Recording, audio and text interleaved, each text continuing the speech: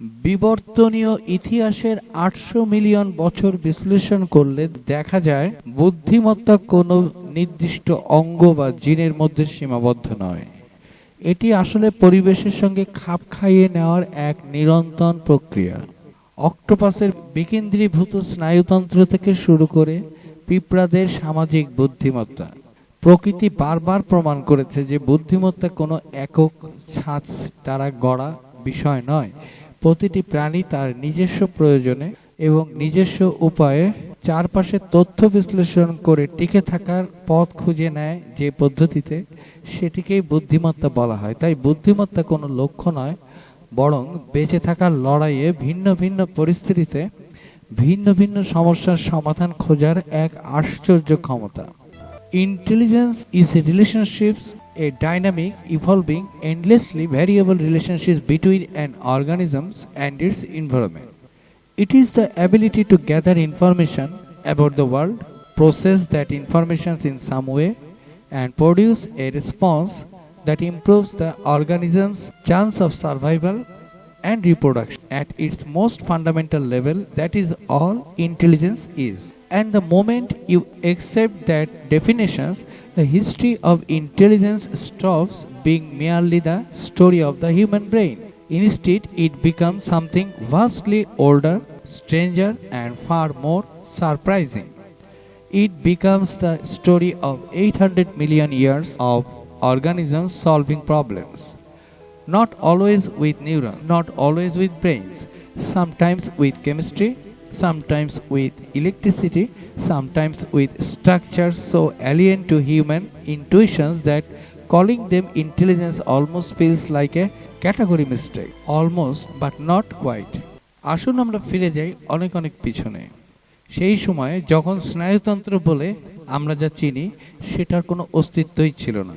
সেই সময় ফিরে যাই যখন পৃথিবী প্রায় ৩ বিলিয়ন বছর ধরে শুধু একক কোষ দিয়ে চলছিল। সেই সময় যখন পৃথিবী বহুকোষী জীবনের প্রথম ধীর স্থির হাতড়ে পাওয়া পরীক্ষা নিরীক্ষা শুরু করতে যাচ্ছিল। সেই সব সময় ফিরে যাই যখন পৃথিবীর সবচেয়ে উন্নত তথ্য প্রক্রিয়াকরণ কাজটি ঘটছিল কোনো মস্তিষ্কে নয়, বরং একটি ব্যাকটেরিয়া পর্যায়ে অণুজীবের মাধ্যমে। কারণ এখানে একটি বিষয় আছে যা অধিকাংশ মানুষই জানে না, এবং একবার জানার পর পুরো গল্পটাই বদলে যায়। ব্যাকটেরিয়াগুলো নিষ্ক্রিয় নয়, তারা কেবল তাদের পরিবেশে ভেসে বেড়াচ্ছে না আর সুযোগ মতো পুষ্টি শোষণ করছে না, তারা চলাফেরা করে, তারা সিদ্ধান্ত নেয়। একটি মাত্র ব্যাকটেরিয়া, একটি কোষ যার কোনো কেন্দ্র নাই, কোনো অঙ্গাণু নাই, কোনো নিউরন নাই, যার কিছুই নেই, শুধু একটি পর্দা এবং একটি অসাধারণ জটিল আণবিক যন্ত্র। সে তার পরিবেশের রাসায়নিক চাল শনাক্ত করতে পারে, একটি পুষ্টির বর্তমান ঘনত্বকে সে মাত্র কয়েক মুহূর্তে আগের ঘনত্বের সাথে তুলনা করতে পারে এবং সেই অনুযায়ী তার ফ্লাজেল আর ঘূর্ণন সামঞ্জস্য করতে পারে। সে খাবারের দিকে সাঁতরে যেতে পারে, বিষের দিক থেকে দূরে সরে যেতে পারে। সে একই সঙ্গে একাধিক রাসায়নিক সংকেত একীভূত করে। তার একটি স্মৃতি আছে, একটি তুলনামূলক প্রক্রিয়া যা এখন আর এক মুহূর্ত আগের মধ্যে পার্থক্য করতে পারে। এটিকে আমরা সাধারণত যে অর্থে বুদ্ধিমত্তা বলি তা নয়, তবে এটি তথ্য প্রক্রিয়াকরণ করতে পারে। এটি আসলে এমন একটি প্রক্রিয়ার কথা বলছে যেখানে কোনো মস্তিষ্ক, নিউরন বা জটিল জিনোম, যাকে আমরা বংশগতির উপাদান বলি, তা ছাড়াই একটি সাধারণ এককোষী জীব বা ব্যাকটেরিয়ার চারপাশে পরিবেশের সংকেত বুঝতে পারে, সেগুলোকে একসঙ্গে মেলাতে পারে এবং সেই অনুযায়ী বেঁচে থাকার জন্য নিজের আচরণ পরিবর্তন করে সাড়া দিতে পারে। মানুষের একটিমাত্র জিনের চেয়েও ছোট আকারের জিনোম নিয়ে এই ক্ষুদ্র কোষটি যেভাবে রাসায়নিক সিগন্যাল চিনে নিজের পথ খুঁজে নেয়, যাকে বৈজ্ঞানিক ভাষায় কেমোট্যাক্সিস বলে, তা দেখতে খুব সহজ মনে হতে পারে, কিন্তু আশ্চর্যের বিষয় হলো এই ব্যাকটেরিয়াগুলো সিগন্যাল আদান প্রদানের জন্য যে আণবিক বা ক্ষুদ্রাতি ক্ষুদ্র যন্ত্রপাতি ব্যবহার করে, আমাদের উন্নত মানুষের মস্তিষ্কের নিউরনগুলো ঠিক একই রকম মেকানিজম বা পদ্ধতি ব্যবহার করে কাজ করে। অর্থাৎ জটিলতার বিশাল তফাৎ থাকলেও জীবন ধারণের ও যোগাযোগের মৌলিক আণবিক বিজ্ঞানটি ব্যাকটেরিয়া এবং মানুষের ক্ষেত্রে প্রায় একই। বিবর্তন কখনো কার্যকর কোনো সমাধানকে ফেলে দেয় না, বরং সেটিকে ভিত্তি করে আরো উন্নত ও সমৃদ্ধ রূপ দেয়। কোটি কোটি বছর আগে একটি সাধারণ এককোষী জীবে বা ব্যাকটেরিয়ায় যে যোগাযোগের প্রক্রিয়াটি কাজ করেছিল, বিবর্তন তাকেই যুগ যুগ ধরে রূপান্তর করে আজকের এই অবিশ্বাস্য জটিল এবং উন্নত সিস্টেমে পরিণত করেছে। খুব সহজভাবে বলতে গেলে আমাদের মাথার খুলির ভিতরে থাকা মাত্র 20 ওয়াটের এই চমৎকার যন্ত্রটি, অর্থাৎ আমাদের মানব মস্তিষ্ক আসলে প্রায় 400 কোটি বছর পুরনো সেই ব্যাকটেরিয়ার পথ চেনায়, যা জীবন সৃষ্টির শুরু থেকে আজ পর্যন্ত প্রকৃতির নিখুঁত ছোঁয়ায় প্রতিনিয়ত আপগ্রেড হয়ে এসেছে। চলে আসা যাক 80 কোটি বছর আগে প্রথম সত্যিকারের বহুকোষী প্রাণীরা আবির্ভূত হচ্ছে যখন। শৈবাল নয়, ছত্রাকের আস্তরণ নয়, উপনিবেশ গড়া অণুজীবও নয়, বরং আসল প্রাণী যাদের বিভিন্ন ধরনের কোষ রয়েছে, যাদের দেহ আছে, যাদের সংগঠিত টিস্যু আছে। আর এখানেই প্রাণী জীবনের একেবারে শুরুতে আমরা প্রথম কাঠামোটি দেখা পাই, যাকে সত্যিকার অর্থে স্নায়ুতন্ত্র বলা যায়। বিবর্তনের শুরুর দিকে প্রথমে স্নায়ুতন্ত্রগুলো কিন্তু আমাদের আজকের মস্তিষ্কের মতো ছিল না, এমনকি তার কাছাকাছিও না। প্রাচীন সেই স্নায়ুতন্ত্র ছিল আসলে কোনো প্রধান কেন্দ্র বা সদর দপ্তর ছাড়া সারা শরীরে ছড়িয়ে থাকা জালের মতো একটি বিকেন্দ্রীভূত ব্যবস্থা, যার কোনো একক নিয়ন্ত্রণ কাঠামো ছিল না। কোটি কোটি বছর ধরে খুব একটা পরিবর্তন না হওয়া আজকের জেলিফিশ, সামুদ্রিক অ্যানিমন বা হাইড্রোর মতো প্রাণীদের দিকে তাকালে আমরা আজও সেই আদিম ব্যবস্থার রূপ দেখতে পাই।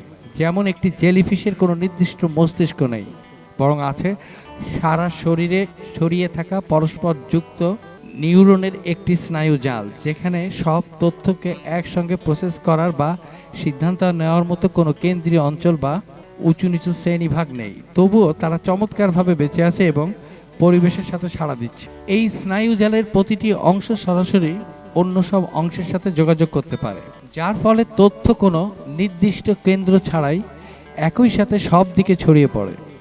আপাত দৃষ্টিতে এই ছড়ানো ছিটানো এবং বিশৃঙ্খল মনে হওয়া ব্যবস্থাটি দিয়েই জেলিফিশ এমন সব চমৎকার এবং সুসংগঠিত আচরণ তৈরি করে, যা যে কোনো আধুনিক মানদণ্ডেই নিখুঁত। কোনো কেন্দ্রীয় মস্তিষ্ক ছাড়াই সে পানির মধ্যে চমৎকার ছন্দে স্পন্দিত হয়ে চলাচল করে, শিকার খুঁজে নেয়, স্পর্শ অনুভব করে এবং আলোর দিকে এগিয়ে যায়। আজ থেকে প্রায় 55 কোটি বছর ধরে জেলিফিশের সমুদ্রের বুকে এই জীবনযুদ্ধ চালিয়ে আসছে। এই দীর্ঘ সময় পৃথিবীর কতবার বদলে গেছে। ডাইনোসর বিলুপ্ত হওয়া সহ 5টি বড় মহাবিপর্যয়, যাকে আমরা ম্যাস এক্সটিংশন বলি, তা ঘটে গেছে। অথচ জেলিফিশ তার এই আদিম স্নায়ুতন্ত্রে কোনো মৌলিক পরিবর্তন বা আপডেট না করেই অবলীলায় টিকে রয়েছে। একটু থেমে ভাবলে বোঝা যায় যে জেলিফিশের এই মস্তিষ্কহীন স্নায়ুতন্ত্রটি কোনো আদিম বা দুর্বল ব্যর্থতা নয়, বরং এটি 55 কোটি বছরের এক জাদুকরী সাফল্যের গল্প। এটি প্রকৃতিতে এত চমৎকারভাবে কাজ করে আসছে যে বিবর্তনের স্বাভাবিক নিয়ম বা প্রাকৃতিক নির্বাচন একে বদলে ফেলার কোনো প্রয়োজনই বোধ করেনি। আমরা সাধারণত ধরে নেই যে বুদ্ধিমত্তার জন্য একটি কেন্দ্রীয় কাঠামো বা মস্তিষ্কের প্রয়োজন, যা সব তথ্য প্রসেস করবে। কিন্তু জেলিফিশ কোনো কেন্দ্রীয় বুদ্ধিমত্তা ছাড়াই কেবল জালের মতো ছড়িয়ে থাকা স্নায়ু দিয়ে বছরের পর বছর টিকে আছে। বুদ্ধিমত্তার বিবর্তনের ইতিহাসে এটি প্রথম এক অপ্রত্যাশিত এবং চমক দেওয়ার মতো মোড়, যা আমাদের সামনে এমন একটি প্রশ্ন ছুড়ে দেয় যা শুনতে দার্শনিক মনে হলেও আসলে অত্যন্ত বাস্তবমুখী ও বিজ্ঞানসম্মত। বুদ্ধিমত্তার জন্য কি আসলেই কোনো কেন্দ্রীয় মস্তিষ্ক থাকা বাধ্যতামূলক, নাকি জেলিফিশের এই ছড়ানো ছিটানো স্নায়ুতন্ত্রগুলোকেও আমরা বুদ্ধিমান বলতে পারি? বিজ্ঞানের প্রমাণগুলো গভীরভাবে দেখলে বোঝা যায় যে এই বিকেন্দ্রীভূত ছড়ানো স্নায়ুতন্ত্রগুলো মোটেও বোকা নয়। তারা কেবল আমাদের চেয়ে ভিন্নভাবে তৈরি, এমনকি নির্দিষ্ট কিছু পরিবেশ ও সমস্যার জন্য এই ভিন্ন গঠনটি সবচেয়ে সেরা সমাধান। যেমন একটি অক্টোপাসের মোট স্নায়ুতন্ত্রের 3 ভাগে 2 ভাগই তার মস্তিষ্কে থাকে না, থাকে তার বাহু বা হাতগুলোতে।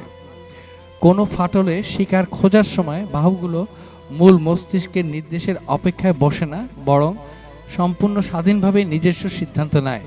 মস্তিষ্ক শুধু লক্ষ্য ঠিক করে দেয়, আর হাতগুলো নিজেরাই বের করে নেয় কিভাবে কাজটি করতে হবে।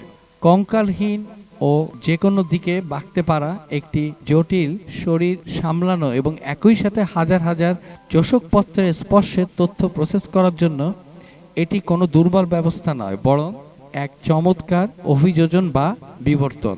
কারণ সব তথ্য একটিমাত্র কেন্দ্রীয় মস্তিষ্কে পাঠাতে গেলে সিদ্ধান্ত নিতে উল্টো দেরি হতে পারে। তাই অক্টোপাসের বুদ্ধিমত্তা বা মন শরীরের কোনো নির্দিষ্ট অংশে আটকে নেই, বরং পুরো শরীর জুড়েই ছড়িয়ে আছে, যা মন বা চিন্তা ভাবনা সম্পর্কে আমাদের প্রচলিত ধারণাকে সম্পূর্ণ বদলে দেয়। একবার যদি আমরা মেনে নেই যে বুদ্ধিমত্তার জন্য কোনো কেন্দ্রীয় মস্তিষ্কের প্রয়োজন নেই এবং তা অক্টোপাসের মতো সারা শরীরে ছড়িয়ে থাকতে পারে, তবে পুরো প্রাণী জগৎকে দেখার আমাদের দৃষ্টিভঙ্গিটাই বদলে যায়। উদাহরণস্বরূপ, স্তন্যপায়ী প্রাণীদের থেকে 30 কোটি বছর আগে আলাদা হয়ে যাওয়ার মাত্র 1 পাউন্ডের কম ওজনের একটি কাকের কথাই ধরা যায়। বিজ্ঞানীরা দীর্ঘদিন ধরে ভাবতেন যে জটিল চিন্তাভাবনার জন্য মস্তিষ্কে কর্টেক্স বা বিশেষ স্তরযুক্ত নিউরাল গঠন থাকা বাধ্যতামূলক, যা কাকের একেবারেই নেই। অথচ ছোট্ট মস্তিষ্ক নিয়েও তারা মানুষের মতোই বুদ্ধিমত্তা দেখাতে পারে। অকল্যান্ড বিশ্ববিদ্যালয়ের এক গবেষণাগারে বেটি নামের একটি নিউ ক্যালেডিয়ান কাক কোনো পূর্ব অভিজ্ঞতা বা প্রশিক্ষণ ছাড়াই স্বতঃস্ফূর্তভাবে একটি সোজা তারকে বাঁকিয়ে হুক বানিয়ে পাত্রের গভীর থেকে খাবার তুলে এনেছে, যা বিজ্ঞানীদের চমকে দিয়েছে। কাকেরা শুধু সরঞ্জাম বানাতেই পারে না, তারা ভবিষ্যতের পরিকল্পনা করতে পারে এবং অন্য প্রতিযোগীদের হাত থেকে কৌশল করে খাবার লুকিয়েও রাখতে পারে। বিজ্ঞানের ভাষায় একে বলা হয় কার্যকরণ যুক্তি, ক্যাজুয়াল রিজনিং, অর্থাৎ একটি কাজের অবধারিত শারীরিক ফলাফল কি হতে পারে তা আগে থেকেই বুঝতে পারা। মানুষের সাথে কাকের মস্তিষ্কের গঠনের আকাশ পাতাল তফাৎ থাকা সত্ত্বেও সম্পূর্ণ ভিন্ন বিবর্তনীয় পথ ধরে এই বাস্তব বুদ্ধিমত্তার জন্ম হয়েছে, যাকে বিজ্ঞানের কনভার্জেন্ট জ্ঞানীয় বিবর্তন বলা হয়। ঠিক যেভাবে সম্পূর্ণ ভিন্ন প্রজাতির হওয়া সত্ত্বেও অক্টোপাস এবং মানুষের চোখের গঠন ও কাজ হুবহু এক। প্রাকৃতিক নির্বাচন যখন বিভিন্ন প্রজাতির জীবনে একই রকম বেঁচে থাকার লড়াই বা সমস্যা ছুড়ে দেয়, তখন তারা সম্পূর্ণ ভিন্ন ভিন্ন স্নায়বিক গঠন নিয়েও শেষ পর্যন্ত একই রকম বুদ্ধিমত্তার সমাধান খুঁজে বের করে। এর গভীর অর্থ হলো জটিল চিন্তাভাবনার বা বুদ্ধিমত্তা কেবল মানুষের মতো মেরুদণ্ডী প্রাণীদের কোনো একার সৌভাগ্য বা দুর্ঘটনা নয়, বরং পরিবেশের চাপ আর প্রয়োজনীয় স্নায়বিক উপাদান থাকলেই বিবর্তনের বারবার এই বুদ্ধিমত্তাকে তৈরি করে নেয়। ডলফিনের জীবন যেন এই সত্যের এক জীবন্ত প্রমাণ। স্তন্যপায়ী প্রাণীদের মধ্যে মানুষের পরেই ডলফিনের শরীরের তুলনায় মস্তিষ্কের আকার সবচেয়ে বড় এবং তাদের মস্তিষ্কের গঠন অত্যন্ত উন্নত। গবেষকদের বিস্মিত করে ডলফিনরা আয়নায় নিজেকে চিনতে পারে, যা আত্মসচেতনতার এক অনন্য প্রমাণ। সমুদ্রের তলদেশে ধারালো পাথর থেকে ঠোঁট বাঁচাতে স্পঞ্জকে সরঞ্জাম হিসেবে ব্যবহার করে এবং মানুষের মতোই একে অপরকে নির্দিষ্ট নাম, স্বাক্ষরসূচক শীষ ধরে ডাকা এবং তারা 20 বছর আগে চেনা ডলফিনকেও মনে রাখতে পারে এবং আপনজন মারা গেলে মানুষের মতোই শোক প্রকাশ করে। সবচেয়ে বড় কথা, তারা কেবল বেঁচে থাকার জন্য নয়, বরং স্রেফ আনন্দের জন্য দল বেঁধে নতুন নতুন খেলা আবিষ্কার করে এবং তা অন্যদের শেখায়। বেঁচে থাকার সরাসরি কোনো তাগিদ ছাড়া এই যে নতুন আচরণ তৈরি করা এবং তা সমাজের সবার মধ্যে ছড়িয়ে দেওয়া, যে কোনো আধুনিক সংজ্ঞায় এটি আসলে এক ধরনের সংস্কৃতি, যা প্রমাণ করে যে বুদ্ধিমত্তার প্রকাশ প্রকৃতিতে কত চমৎকার ও বৈচিত্র্যময়। হাতি আরও একটি মাত্রা যোগ করে, যে কোনো স্থলজ প্রাণীর মধ্যে সবচেয়ে বড় মস্তিষ্ক নিয়ে, যার ওজন প্রায় 5 কেজি 11 পাউন্ড, যা মানুষের মস্তিষ্কের ভরের প্রায় 3 গুণ। হাতিরা এমন এক সামাজিক এবং জ্ঞানীয় জটিলতা দেখায় যা গবেষকরা এখনো পুরোপুরি চিহ্নিত করতে পারেননি। তারা আয়নায় নিজেদের চিনতে পারে, তারা সহানুভূতি দেখায়, অন্য হাতির কষ্টের প্রতি আচরণের মাধ্যমে সাড়া দেয়, যা সান্ত্বনা দেওয়ার জন্য তৈরি বলে মনে হয়। তারা তাদের মৃতদের নিয়ে শোক করে, মৃত পরিবারের সদস্যদের হাড়ের কাছে বারবার ফিরে আসে, সুর দিয়ে সেগুলো স্পর্শ করে। এমন এক আচরণ যার কোনো স্পষ্ট অভিযোজনমূলক কাজ নেই এবং যা দশকের পর দশক পর্যবেক্ষণে নথিভুক্ত হয়েছে। তারা এমন একটি কাজে সহযোগিতা করতে পারে যেখানে একসাথে দড়িতে টান দিতে হয় এবং আরো আশ্চর্যজনকভাবে সঙ্গী আসা পর্যন্ত অপেক্ষা করতে হতে পারে। তারা বুঝতে পারে যে কাজটির জন্য সমন্বয় প্রয়োজন। কাক, ডলফিন, হাতি আর অক্টোপাস এই চারটি সম্পূর্ণ ভিন্ন পরিবেশে, ভিন্ন শরীর ও ভিন্ন বিবর্তনীয় ইতিহাসের প্রাণীদের মধ্যে আসল সংযোগটি তাদের শরীর নয়, বরং পরিবেশের চাপে, এবং প্রত্যেকে এমন এক জটিল সামাজিক এবং প্রাকৃতিক পরিবেশে বাস করে যেখানে টিকে থাকার জন্য উন্নত বুদ্ধিমত্তা থাকাটা এক বিশাল সুবিধা। যেমন কাকের বন্য পরিবেশ এবং খাবার লুকিয়ে রাখার প্রতিযোগিতা তাকে পরিকল্পনা এবং কার্যকারণ যুক্তি শেখায়। ডলফিনের উন্মুক্ত মহাসাগর এবং দলবদ্ধ জীবন তাকে সামাজিক জ্ঞান এবং নাম ধরে যোগাযোগ করতে বাধ্য করে, এবং হাতির বিশাল চারণভূমি এবং বহু জন্মের পারিবারিক কাঠামো তাকে দীর্ঘস্থায়ী স্মৃতি এবং সামাজিক বুদ্ধিমত্তা দেয়।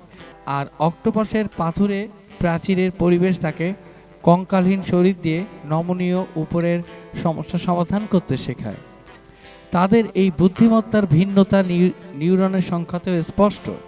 কাকের মস্তিষ্কে 150 কোটি, অক্টোপাসের শরীরে 50 কোটি, ডলফিনের 80 বিলিয়ন, যা মানুষের চেয়েও বেশি, এবং হাতির মস্তিষ্কে 257 বিলিয়ন, মানুষের 3 গুণ নিউরন রয়েছে। তবে কেবল নিউরনের সংখ্যাই শেষ কথা নয়, আসল বিষয় হলো তাদের মস্তিষ্কের সংযোগ ও সংগঠন। বিবর্তনের এই বৈচিত্র্য আমাদের একটি গভীর সত্য মনে করিয়ে দেয়: বুদ্ধিমত্তা কোনো ভঙ্গুর বিষয় নয় যা কেবল মানুষের মতো একটি নির্দিষ্ট স্নায়বিক নকশার উপর নির্ভরশীল।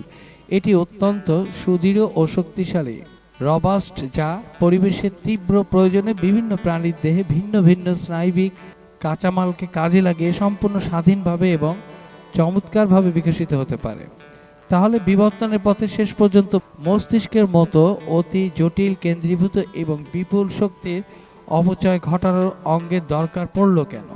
জেলিফিশ তো কোটি কোটি বছর ধরে মস্তিষ্ক ছাড়াই অবলীলায় বেঁচে আছে। আসলে এর উত্তর ভীষণ চমকপ্রদ ও সরল। মস্তিষ্ক তৈরির আসল কারণ কিন্তু চিন্তা ভাবনা করা নয়, বরং এটি তৈরি হয়েছিল চলাফেরা, মুভমেন্ট করার প্রয়োজনে। এর সবচেয়ে অদ্ভুত প্রমাণ মেলে সি স্কোয়ার্ড বা সমুদ্রের এক বিচিত্র প্রাণীর জীবন থেকে।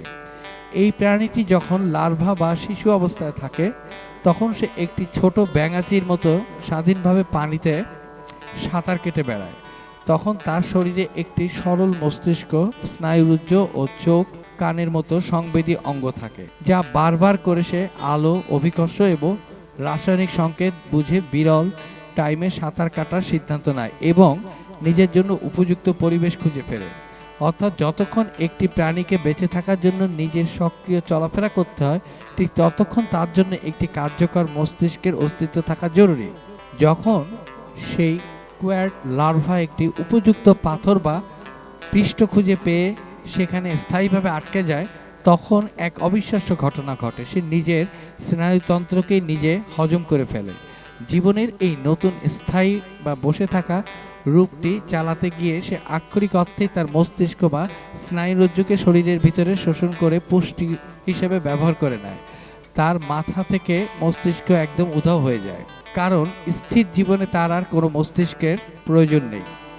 একটি অচল প্রাণী যে কেবল এক জায়গায় বসে সমুদ্রের জল থেকে খাবার খায়, তার কোথাও যেতে হবে না বা কিভাবে চলতে হবে সেই সম্পর্কে রিয়েল টাইম কোনো সিদ্ধান্ত নেওয়ার দরকার পড়ে না। এমনকি পরিবেশের সংকেত বুঝে মিলি সেকেন্ডের মধ্যে আচরণ বদলানোরও কোনো তাগিদ থাকে না। তার একমাত্র কাজ কেবল এক জায়গায় চুপচাপ বসে থাকা। সে তাই তার মস্তিষ্ককে চিরতরে বিদায় জানিয়ে দেয়, যা প্রমাণ করে যে চলাফেরা বন্ধ হলেই মস্তিষ্কের উপযোগিতাও ফুরিয়ে যায়। Movement changes everything. This is not a metaphor. This is a real biological process documented in living organisms that reveals with almost brutal clarity with nervous systems evolved in the first place. The moment an organism begins to move through its environment, survival becomes a real-time problem. It must constantly sense, calculate, predict, and react. Movement creates uncertainty, and uncertainty demands information processing. A stationary organism can afford to be simple. It waits, it filters, it reacts only to what directly touches it. But a moving organism enters a world filled with changing terrain. Every second becomes a stream of decisions. Real-time decisions making requires a specialized neural machinery, and as movement becomes more complex, as environments become more unpredictable, as behavioral options multiply, and as the consequences of mistakes become more severe, that machinery must become increasingly sophisticated. From these perspectives, intelligence is not a luxury or evolutionary ornament. It is not an accidental byproduct of biology having extra capacity. Intelligence is a solution to a very specific problem. How do you successfully navigate a complex world in real time? Organisms that solve that problem more effectively survived longer and reproduced more successfully than organisms that solved it poorly. That selective pressures became one of the evolution's most powerful engines. And then something happened that pushed that engines into override. The slow, incremental evolutions of nervous systems suddenly accelerated into something far more explosive and consequential, an evolutionary arms race that, from a distance, begins to resemble an intelligence race. ইন্দ্রিয়ের সেই মহান ঘটনাটি ছিল মূলত Cambrian বিস্ফোরণ। কেবল শরীরের কাঠামোর দিক থেকে দেখলেও ক্যাম্ব্রিয়ান বিস্ফোরণ ছিল এক অবিশ্বাস্য ব্যাপার। আজ থেকে প্রায় 54 কোটি বছর আগে, মাত্র 2 কোটি বছরের এক ছোট ভূতাত্ত্বিক সময়ের ব্যবধানে পৃথিবীর বুকে হঠাৎ করেই প্রাণীদের বৈচিত্র্যে এক বিশাল বিস্ফোরণ ঘটে। প্রাণীদের শরীরে শক্ত খোলস বা পাখনা, নখ এবং জটিল সংবেদী অঙ্গের আবির্ভাব ঘটে। আজকের যুগে আমরা যত রকমের প্রধান শারীরিক গঠন দেখি, তার প্রায় সবকটি প্রথমবার এই সময় বিবর্তনের মঞ্চে এসে হাজির হয়েছিল। তবে বুদ্ধিমত্তার চোখ দিয়ে দেখলে এই ক্যাম্ব্রিয়ান বিস্ফোরণ আরো গভীর এবং অর্থবহ হয়ে ওঠে, কারণ এই সময় একটিমাত্র বৈপ্লবিক আবিষ্কার পৃথিবীর সমস্ত নিয়মকে পুরোপুরি বদলে দিয়েছিল, আর তা হলো চোখ। দৃষ্টিশক্তির এই বিবর্তন কেবল প্রাণীদের দেখতেই সাহায্য করেনি, বরং পৃথিবীর মহাসমুদ্রের বুকে বাস করা জীবনের স্নায়ুতন্ত্রের উপর তথ্য প্রক্রিয়াকরণের কম্পিউটেশনাল চাপ নাটকীয়ভাবে বাড়িয়ে দিয়েছিল। চোখের বিবর্তনের আগে প্রাণীরা মূলত স্পর্শ, রাসায়নিক সংকেত এবং পানির চাপের মাধ্যমে চারপাশের বিশ্বকে অনুভব করত। যে তথ্যের উৎসগুলো ছিল অত্যন্ত সীমিত, তাৎক্ষণিক এবং প্রসেস করাও ছিল বেশ সহজ। দৃষ্টিহীন একটি প্রাণী কেবল তখনই কিছু জানতে পারত যখন কোনো বস্তু সরাসরি তার শরীরের সংস্পর্শে আসত। কিন্তু চোখ থাকার কারণে একটি প্রাণী এখন অনায়াসেই দেখতে পেল যে কয়েক মিটার দূর থেকে কি তার দিকে এগিয়ে আসছে। আজ থেকে প্রায় 55 কোটি বছর আগে ঘটে যাওয়া ক্যাম্ব্রিয়ান বিস্ফোরণের পিছনে কোনো একটি একক কারণ ছিল না। মূলত পৃথিবীর পরিবেশ এবং জীববিজ্ঞানের কয়েকটি বড় পরিবর্তনের মিলন ও মেলায় এই অবিশ্বাস্য ঘটনাটি ঘটেছিল। প্রধান কারণগুলোর মধ্যে রয়েছে অক্সিজেনের মাত্রা বৃদ্ধি, এবং পৃথিবীর মহাসমুদ্রগুলোতে অক্সিজেনের পরিমাণ হঠাৎ করেই অনেক বেড়ে যায়। জটিল এবং বড় শরীর গঠন এবং চলাফেরার শক্তির জন্য যে পরিমাণ জ্বালানির প্রয়োজন, এই বাড়তি অক্সিজেন প্রাণীদের সেই শক্তি জুগিয়েছিল। চোখ এবং শিকারী প্রাণীর বিবর্তনের ইতিহাসে এই সময় প্রথম প্রাণীদের শরীরে চোখ এবং শিকার করার উপযোগী নখ বা দাঁত তৈরি হয়। যখন কিছু প্রাণী শিকারী হয়ে উঠল, তখন অন্য প্রাণীদের টিকে থাকার জন্য দ্রুত নিজেদের বাঁচতে শক্ত খোলস বা পাখনা তৈরি করতে হলো। এই জীবন মরণ প্রতিযোগিতায় বিবর্তনের গতি বহুগুণ বাড়িয়ে দেয়। ক্যালসিয়ামের আধিপত্য। সমুদ্রের পানিতে ক্যালসিয়াম ও অন্যান্য খনিজের পরিমাণ বৃদ্ধি পেয়েছিল, যা ব্যবহার করে প্রাণীরা তাদের শরীরের শক্ত খোলস, হাড় এবং কঙ্কাল তৈরি করার সুযোগ পেল। জেনেটিক বা জিনের জাদু। প্রাণীদের শরীরে এই সময় হক্স জিন নামের একটি বিশেষ জিনগত নির্দেশিকা শক্তিশালী হয়ে ওঠে। এই জিনটি মূলত একটি মাস্টার প্ল্যানের মতো কাজ করে, যা শরীরের কোথায় পা হবে, কোথায় চোখ হবে বা ডানা হবে তা নির্ধারণ করে। এই জিনের বিকাশের ফলে খুব দ্রুত নতুন নতুন শারীরিক গঠন তৈরি হওয়া সহজ হয়ে যায়। সহজ কথায়, অনুকূল পরিবেশ, অক্সিজেন ও খনিজ এবং বেঁচে থাকার জন্য তীব্র লড়াই, শিকারী বনাম শিকার, এই দুইয়ের ধাক্কাতেই প্রকৃতিতে হঠাৎ করে হাজারো নতুন শারীরিক গঠন তৈরি হওয়া সহজ হয়ে যায়। সহজ কথায় অনুকূল পরিবেশ, অক্সিজেন, খনিজ এবং বেঁচে থাকার তীব্র লড়াই, শিকারী বনাম শিকার, এই দুইয়ের ধাক্কাতেই প্রকৃতিতে হঠাৎ করে হাজারো নতুন প্রজাতির প্রাণীরা জন্ম লাভ করতে পেরেছিল। And that changes everything. The moment an organism can see a predator approaching from a distance, survival no longer depends only on reactions. It depends on predictions. The organisms must rapidly determine, is this dangerous? Should I flee, attack, hide, freeze? How fast is it moving? Where will it be in the next second? Those calculations requires a fundamentally different kind of nervous system. Visions created the need for faster processing, centralized neural coordinations, memory pattern recognitions, and increasingly sophisticated behavioral strategies. Eyes demanded brains capable of interpreting enormous amounts of incoming informations in real time.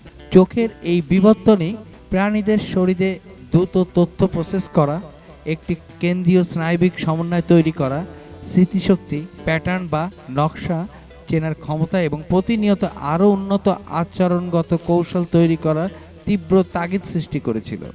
জেলিফিশের মতো স্পর্শ বা রাসায়নিক সিগন্যালে সাড়া দেওয়া ধীর গতির স্নায়ুজাল দিয়ে চোখের দেখা বিপুল তথ্য সামলানো অসম্ভব ছিল।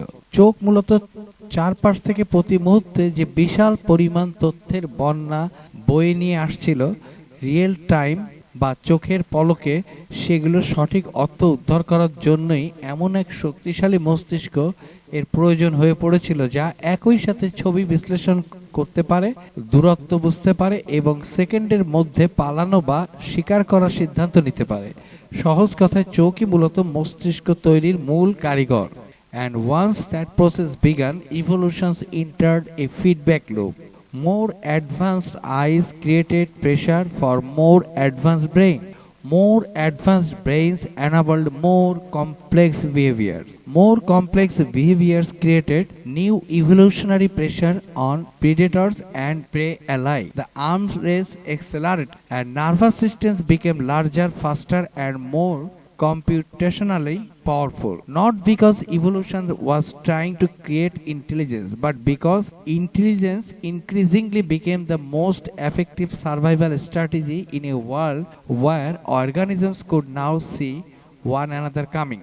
চোখের উদ্ভাবনের পর প্রাণীদের আচরণের এক বিশাল বৈচিত্র্য চলে আসে এবং সরল ও জটিল স্নায়ুতন্ত্রের মধ্যকার ব্যবধান নাটকীয়ভাবে বাড়তে থাকে।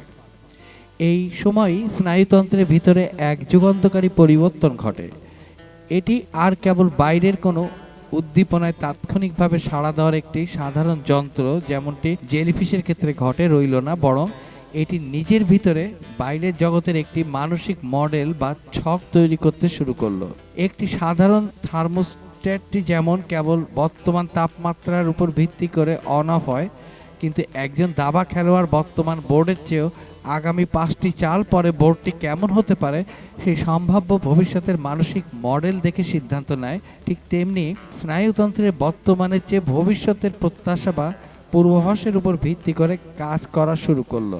বিবর্তনীয় স্নায়ুবিজ্ঞানের এই রূপান্তরটি ঠিক করে ঘটেছিল তা নিখুঁতভাবে জানা না গেলেও বিবর্তনীয় স্নায়ুবিজ্ঞানের এই রূপান্তরটি ঠিক কবে ঘটেছিল তা নির্ভুলভাবে জানা না গেলেও এটি যে প্রাণীদের ইতিহাসের খুব প্রথম দিকেই আদিম আকারে চলে এসেছিল তা নিশ্চিত, কারণ দ্রুতগতিতে শিকারী আর শিকারের এই পৃথিবীতে কেবল চোখের দেখা তথ্যে তাৎক্ষণিক প্রতিক্রিয়া দেখাতে গেলে অনেক দেরি হয়ে যেত। সংকেত চোখ থেকে পেশিতে পৌঁছানোর আগেই শিকারী তার কাজ সেরে ফেলত। তাই হুমকিটি বর্তমানে যেখানে আছে ঠিক তার বদলে কয়েক মিলিসেকেন্ড পর সেটি কোথায় থাকবে তা আগে থেকে অনুমান বা ভবিষ্যৎবাণী করার ক্ষমতাটি কোনো বিলাসিতা ছিল না, এটি ছিল বেঁচে থাকার একমাত্র সত্য। চলাফেরার গতি যেহেতু তাৎক্ষণিক প্রতিক্রিয়ার চেয়ে কয়েক গুণ বেশি দ্রুত, তাই প্রকৃতির এই গতিময় খেলায় টিকে থাকার একমাত্র উপায় ছিল ভবিষ্যতের পূর্বাভাস দিতে পারা, এক অভ্যন্তরীণ মডেলের অধিকারী হওয়া। ভবিষ্যতের পূর্বাভাস দিতে পারা এক অভ্যন্তরীণ মডেলের অধিকারী হওয়া। এবার সামনের দিকে এগিয়ে যাওয়া যাক। ক্যাম্ব্রিয়ান সাগর থেকে এগিয়ে যাই কয়েকশো মিলিয়ন বছর মেরুদণ্ড বিবর্তনের মধ্য দিয়ে এমন এক মুহূর্তে পৌঁছায় যা মস্তিষ্কের ইতিহাসের সবচেয়ে তাৎপর্যপূর্ণ স্থাপত্য সিদ্ধান্তগুলো একটি প্রতিনিধিত্ব করে।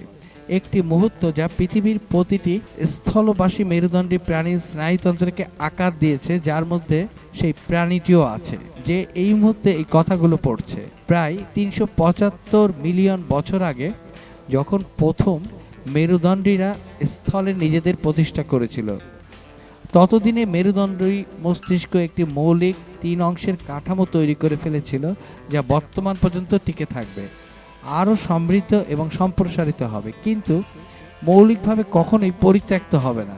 একটি পশ্চাৎ মস্তিষ্ক হিন্ড ব্রেইন ছিল যা মৌলিক রক্ষণাবেক্ষণের কাজগুলো পরিচালনা করত। হৃদস্পন্দন, শ্বাস প্রশ্বাস, ভারসাম্য, বাঁচার স্বয়ংক্রিয় যন্ত্র। একটি মধ্য মস্তিষ্ক মিডর ব্রেইন ছিল যা সংবেদী তথ্য একীভূত করত এবং মৌলিক মোটর প্রক্রিয়া সমন্বয় করত। আর একটি অগ্র মস্তিষ্ক, যেটাকে ফোর ব্রেইন বলা হয়, তা ছিল আরও কিছু হিসেবে আকারে নিতে শুরু করেছিল। এমন একটি অঞ্চল যা আরও জটিল প্রক্রিয়াকরণ, আরও নমনীয় প্রতিক্রিয়া এবং পরিবেশের আরও উন্নত মডেলিংয়ে সক্ষম। The system involved in fear, hunger, territorial behavior, emotional reaction, social bondings, long-term planning, and abstract reasoning did not emerge together. They were built layer by layer across hundreds of millions of years. Different neural architectures shaped 4 different worlds now operate simultaneously inside a single organism. বাইরে থেকে দেখলে বা নিজের ভিতর থেকে অনুভব করলে মনে হয় আমাদের পুরো অস্তিত্বটি বুদ্ধি এক এবং অভিন্ন। আমাদের সমস্ত সিদ্ধান্ত, ইচ্ছে বা চিন্তাভাবনাকে একটি একক আমি বা সুসংগত সত্তার কাজে বলে মনে হয়, কিন্তু এই আপাত একীভূত অভিজ্ঞতার আড়ালে প্রতি মুহূর্তে আসলে এক নিরন্তর সমঝোতা ও যুদ্ধ চলছে আমাদের শরীরের ভিতরের প্রাচীন সব জৈবিক ব্যবস্থার মধ্যে। আমাদের মস্তিষ্কের বিভিন্ন অংশ, যেমন আদিম অবচেতন মন যা কেবল বেঁচে থাকার আর ভয় ডরের হিসাব বোঝে, এবং আধুনিক যৌক্তিক মন সম্পূর্ণ ভিন্ন ভিন্ন যুগে সম্পূর্ণ আলাদা সব কঠিন পরিবেশ ও টিকে থাকার লড়াইয়ের মধ্য দিয়ে প্রবর্তিত হয়ে এসেছে। আজকের এই আধুনিক জীবনে আমরা যখনই কোনো সিদ্ধান্ত নেই, তখন আসলে আমাদের মাথার ভিতরে কোটি কোটি বছরের পুরনো সেই আদিম শিকারী সত্তা এবং আধুনিক সভ্য সত্তার মধ্যকার এক জটিল এবং গোপন দর কষাকষির ফলেই তা সম্ভব হয়। And this is where the story became genuinely stranger, because evolution never erases the old machinery. When new machinery appears, the ancient systems do not disappear. They do not go silent. They do not politely step aside for the newer parts of the brain. They continue doing what they were always built to do, driving fear, hunger, aggressions, mating behavior, threat detections, and the raw calculus of survival. আমাদের মস্তিষ্কের আদিম কাঠামোগুলোর উপর বিবর্তনের পরের ধাপে যে নতুন স্তরগুলো, যেমন যুক্তি, আত্মসংযম, পরিকল্পনা, ভাষা ও বিমূর্ত চিন্তা করার অঞ্চল যুক্ত হয়েছে, তারা কিন্তু পুরনো সেই আদিম ব্যবস্থাগুলোকে চিরতরে মুছে বা প্রতিস্থাপন করে দেয়নি। নতুন এই আধুনিক মন মূলত আদিম আবেগ ও প্রযুক্তিকে নিয়ন্ত্রণ করে, কখনো সাময়িকভাবে দমন করে, আবার কখনো বা তাদের তাড়নাকে উপেক্ষা করে সম্পূর্ণ যৌক্তিক সিদ্ধান্ত নয়, কিন্তু ভিতরের সেই কোটি কোটি বছরের পুরনো আদিম ইঞ্জিনটি এক মুহূর্তের জন্য সচল থাকা বন্ধ করে না। আমাদের চেনা সচেতন চেতনার ঠিক নিচে, একদম আড়ালে বসে, এটি প্রতি মুহূর্তে আমাদের চারপাশের দুনিয়া দেখার দৃষ্টিভঙ্গি, মনের আবেগ, ভিতরের তীব্র ইচ্ছা আর আচরণকে প্রতিনিয়ত প্রভাবিত এবং আকৃতি দিয়ে চলেছে, যা সাধারণ মানুষ সাধারণত সরাসরি কখনোই টের পায় না। This is not a flaw in biology. This is biology. Evolution cannot begin from a blank page. It cannot redesign organisms from scratch every time a new challenge appears. It can only modify what already exists. And what already exists is always the accumulated architectures of everything that came before. The result is a brain that is not elegant in the way a human engineer might design. It is not perfectly organized or optimally efficient. No engineer given unlimited freedom would intentionally build a system this layered, messy, and internally conflicted, and yet it works astonishingly well. Human cognition is the product of roughly 350 million years of incremental modifications, adaptations, compromise, and survival driven patchwork engineering. Every new capability had to be integrated into a pre-existing circuitry. এর মানে দাঁড়ায় বুদ্ধিমত্তা নিজেই তার বুকের ভিতর বিবর্তনের এই দীর্ঘ ইতিহাসের গভীর ছাপ বা আঙ্গুলের ছাপ বয়ে নিয়ে বেড়াচ্ছে। কিন্তু জেলিফিশের সেই আদিম ও ছড়ানো ছিটানো স্নায়ুজাল থেকে শুরু করে আজকের এই অতি জটিল এবং কেন্দ্রীভূত মস্তিষ্ক গড়ে ওঠার পুরো পথটি খুঁটিয়ে দেখার আগে বুদ্ধিমত্তার একদম গোড়ায় লুকিয়ে থাকা অন্য আরেকটি প্রশ্ন বা রহস্য সমাধান করা জরুরি। সেটি এমন এক মৌলিক এবং আদিমতম সত্য যা বিবর্তনের একদম শুরুর দিকেই প্রকৃতি এত নিখুঁতভাবে সমাধান করে ফেলেছে যে পৃথিবীর বেশিরভাগ জীব এখন বেঁচে থাকার লড়াইয়ে সেটি আলাদা করে খেয়াল বা নোটিশ করার প্রয়োজনই বোধ করে না। That is called sleep, not simple rest, not inactivity, not merely lying still. Sleep is a specific, actively regulated neurological state, one in which an organism temporarily disconnects from parts of its environment, becomes less responsive, and willingly enters a period of vulnerability. From the outside, a sleeping organism appears to be doing almost nothing. বিবর্তনের সেই আদিমতম এবং সবচেয়ে রহস্যময় সমাধানটি হলো ঘুম, যা বিবর্তনের ইতিহাসের অন্যতম এক অদ্ভুত সিদ্ধান্ত। প্রাকৃতিক নির্বাচন কেন এমন একটি অবস্থাকে টিকিয়ে রাখলো যেখানে একটি জীব সাময়িকভাবে তার চারপাশের বিপদ সম্পর্কে অসচেতন হয়ে পড়ে, যে কোনো আক্রমণের মুখে সহজে শিকার হওয়া ঝুঁকিতে থাকে এবং নিজের আত্মরক্ষার ক্ষমতা পুরোপুরি হারিয়ে ফেলে। বেঁচে থাকা এবং বংশবৃদ্ধি করাই যদি বিবর্তনের মূল চালিকা শক্তি এবং ইঞ্জিন হয়ে থাকে, তবে প্রথম দেখায় ঘুমকে একটি সম্পূর্ণ বিপরীতমুখী বা আত্মঘাতী সিদ্ধান্ত বলে মনে হওয়াটাই কিন্তু স্বাভাবিক। অথচ জেলিফিশ থেকে শুরু করে মানুষ, পৃথিবীর প্রায় সমস্ত জটিল প্রাণীর মধ্যেই ঘুম এক সার্বজনীন সত্য। এই অদ্ভুত বৈপরত্য আমাদের এক গভীর এবং অনিবার্য সত্যের মুখোমুখি দাঁড় করায়। ঘুমের সময় একটি মস্তিষ্ক আসলে এমন কিছু অতি প্রয়োজনীয় জৈবিক সুবিধা বা শক্তি অর্জন করে যার গুরুত্ব এতটাই অপরিসীম যে বিবর্তন তার জন্য এই চরম অসহায় এবং ঝুঁকিপূর্ণ অবস্থাকে মেনে নিতেও সানন্দে রাজি হয়ে গেছে। ঘুম আসলে বিবর্তনের দৃষ্টিকোণ থেকে প্রথম দেখায় একটি বিপর্যয়কর নকশাগত ত্রুটি বা ডিজাইন ফ্ল। কিন্তু আপনি যখন ঘুমাচ্ছেন তখন আপনি সম্পূর্ণ অচেতন। আপনি যে কোনো খাবার সংগ্রহ করতে পারছেন না, নিজের বংশবৃদ্ধির জন্য মিলন করতে পারছেন না, এমনকি কোনো বিপদ এলে পালাতেও পারছেন না।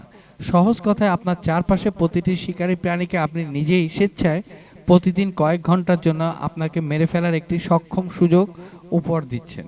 তবুও প্রকৃতিতে জেলিফিশ বা কৃমির মতো অতি সরল স্নায়ুতন্ত্র থেকে শুরু করে মানুষ, যে প্রাণীরই একটি কার্যকর স্নায়ুতন্ত্র আছে, সেই ঘুমায়। কেন ব্যতিক্রম ছাড়াই সবাই এই অদ্ভুত নিয়ম মেনে চলে? এই একটি মাত্র সার্বজনীন সত্যই আমাদের পরিষ্কার জানিয়ে দেয় যে ঘুমের আড়ালে মস্তিষ্ক আসলে এমন কিছু একটা করে যা বেঁচে থাকার জন্য এতই অপরিহার্য যে বিবর্তন কোটি কোটি বছরেও এর কোনো বিকল্প খুঁজে পায়নি। দুর্বলতা, হারানো সময় আর প্রজননের সুযোগ হাতছাড়া করার মতো এত বড় মূল্য পৃথিবীর প্রতিটি জটিল স্নায়ুতন্ত্রকে প্রতিদিন শোধ করতে হয়। এর মানে ঘুম থেকে পাওয়া উপকারিতাটি অবশ্যই অন্য সবকিছুর চেয়ে বহুগুণ অসাধারণ এবং জীবনের জন্য বাধ্যতামূলক হতে হবে। মানব ইতিহাসের বেশিরভাগ সময় ধরে আমরা জানতাম না যে সেই উপকারিতাটি আসলে কি। ঘুম কেবল প্রয়োজনীয় ছিল। শরীর যা দাবি করে, যা বঞ্চনার পরে ভালো লাগে, যা বিঘ্নিত হলে স্পষ্টতই জ্ঞানীয় কাজে প্রভাব ফেলে। কিন্তু কেন? কোষীয় বা আণবিক প্রক্রিয়ার স্তরে কেন স্নায়ুতন্ত্রগুলোর সাময়িক অচেতনতার প্রয়োজন হয়। তা বিংশ শতাব্দীতে এসেও রহস্যই ছিল। যখন উত্তর আসতে শুরু করলো তখন সেগুলো কারো ধারণার চেয়েও বেশি আকর্ষণীয় হয়ে উঠল। ঘুমের প্রধান কাজগুলোর একটি হলো আমাদের স্মৃতিগুলোকে সুসংগত ও স্থায়ী করা, মেমোরি কনসলিডেশনস।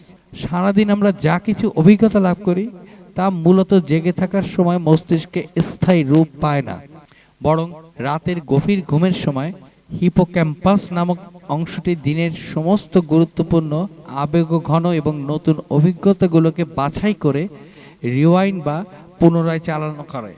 এটি কোনো রূপক নয়। গবেষণায় দেখা গেছে দিনের বেলা গোলকধাঁধায় দৌড়ানোর সময় একটি ইঁদুরের মস্তিষ্কের নিউরনগুলো যেভাবে কাজ করেছিল, ঘুমের মধ্যে ঠিক সে একই ক্রমে কিন্তু প্রায় 200 গুণ দ্রুত গতিতে তারা আবার সক্রিয় হয়ে ওঠে, যেন পুরো দিনের অভিজ্ঞতা ফাইলে গুছিয়ে রাখছে। এর ফলে ঘুম থেকে ওঠার পর ইঁদুরটি কর্মক্ষমতা আগের চেয়ে বহু গুণে বেড়ে যায়, যা প্রমাণ করে আসল শেখাটা অনুশীলনের সময় নয়, ঘুমের সময় সম্পন্ন হয়।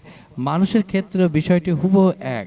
পড়াশোনার পর যারা পর্যাপ্ত ঘুমায় তারা জেগে থাকা মানুষের চেয়ে অনেক বেশি তথ্য মনে রাখতে পারে। তাই পরীক্ষার আগের রাতে ঘুম না দিয়ে পড়া কেবল কষ্টেরই নয়, বরং তা মস্তিষ্কের কার্যক্ষমতাকে মারাত্মকভাবে ব্যাহত করে।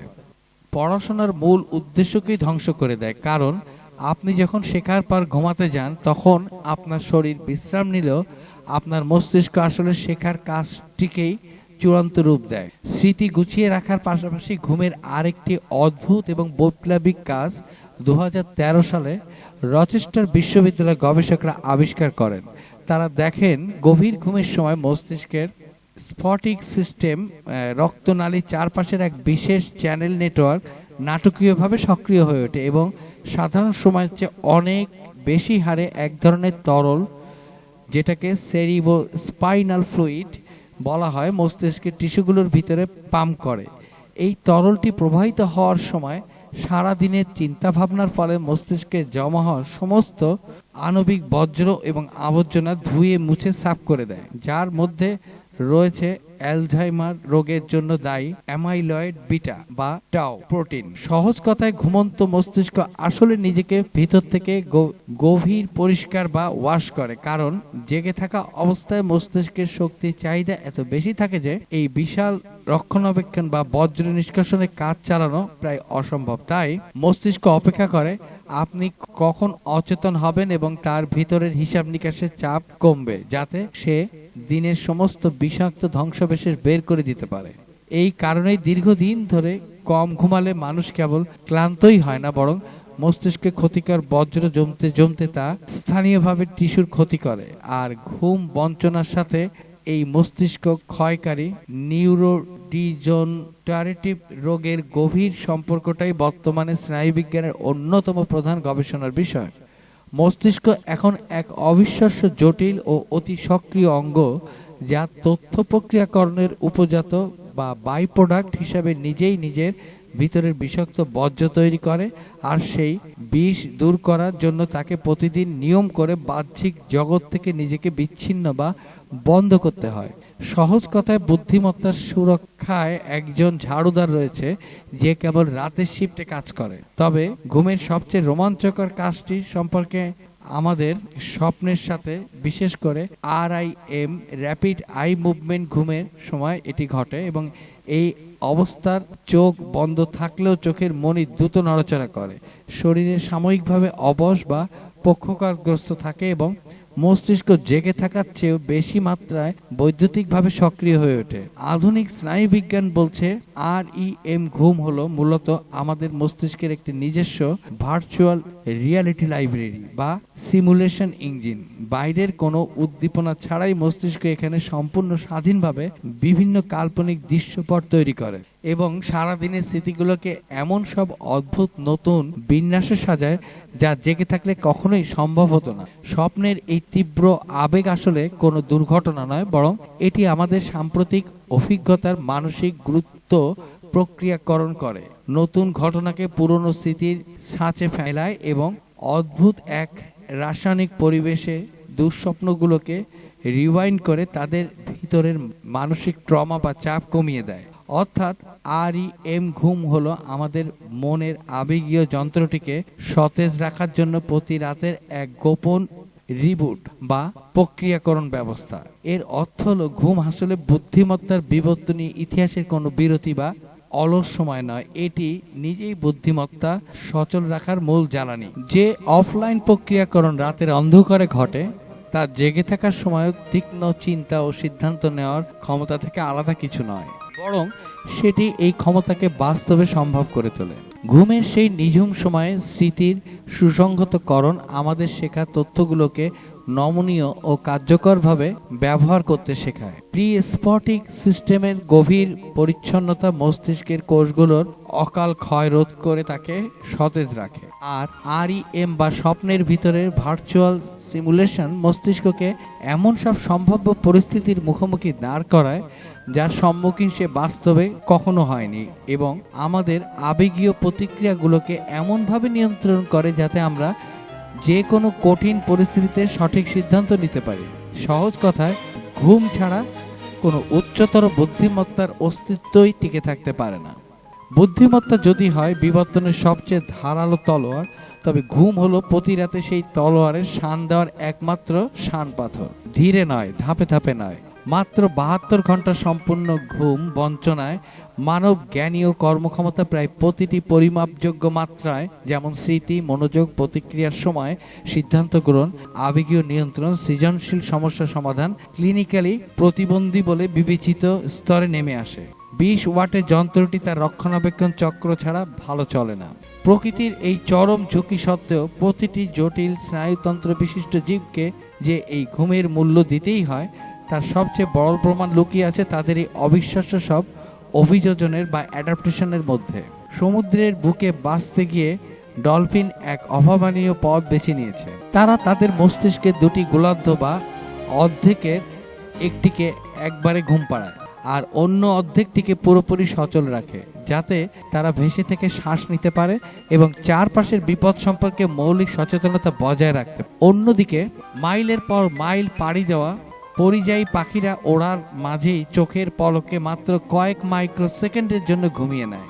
এক গোলার্ধে ধীর তরঙ্গ ঘুমের এই পর্বগুলো এতই ছোট যে তা খালি চোখে ধরাই যায় না, যা হাজার হাজার মাইল দীর্ঘ যাত্রার প্রতিটি সজগ মুহূর্তের ফাঁকে ফাঁকে লুকিয়ে থাকে। আবার ডাঙ্গার সবচেয়ে বড় মস্তিষ্কধারী প্রাণী হাতির গল্পটা সম্পূর্ণ ভিন্ন। বিপুল আকারের এই শরীর আর মস্তিষ্ক সচল রাখার জন্য তাদের দিনভর কেবল ঘাস ও পাতা চিবিয়ে খেতে হয়। তাই খাবারের পিছনে এই বিশাল বিপাকীয় চাহিদা মেটানোর পর ঘুমের জন্য তারা সময় বের করতে পারে মাত্র 2 ঘন্টা, যা যে কোনো স্তন্যপায়ীদের মধ্যে সবচেয়ে কম। হাতির এই জীবন যুদ্ধ মূলত ঘুমের স্নায়বিক প্রয়োজনীয়তা আর বেঁচে থাকার ক্ষুধার লড়াইয়ের মধ্যকার এক অনন্য ও চরম আপোষ। এই সমস্ত বৈচিত্র্যময় উদাহরণ আমাদের এটাই মনে করিয়ে দেয় যে ঘুমের নিয়মকে ফাঁকি দেওয়ার ক্ষমতা প্রকৃতির কারণেই। বড়জোর টিকে থাকার প্রয়োজনে প্রাণীরা ঘুমের ধরনটিকে বদলে নিতে পেরেছে, মাত্র বিবর্তন কখনো ঘুম দূর করার কোনো উপায় খুঁজে পায়নি। বুদ্ধিমত্তার সমস্যার 80 কোটি বছর কাজ করার পর, স্নায়ুতন্ত্র তৈরি করার পর, জীবের উন্নতি এবং জটিলতার বৃদ্ধির পর, এটি কখনো এমন কোনো স্নায়ুতন্ত্র তৈরি করেনি যার পর্যায়ক্রমিক অফলাইন প্রক্রিয়াকরণের প্রয়োজন নেই। সেই সীমাবদ্ধতা আকস্মিক নয়, এটি বুদ্ধিমত্তা আসলে কি সেটার মৌলিক কিছু জানিয়ে দিচ্ছে। এটি কেবল বাস্তব সময়ের গণনা নয়, এটি বাস্তব সময়ের গণনা, তার সাথে অফলাইন সুসংগতকরণ, রক্ষণাবেক্ষণ এবং সিমুলেশন।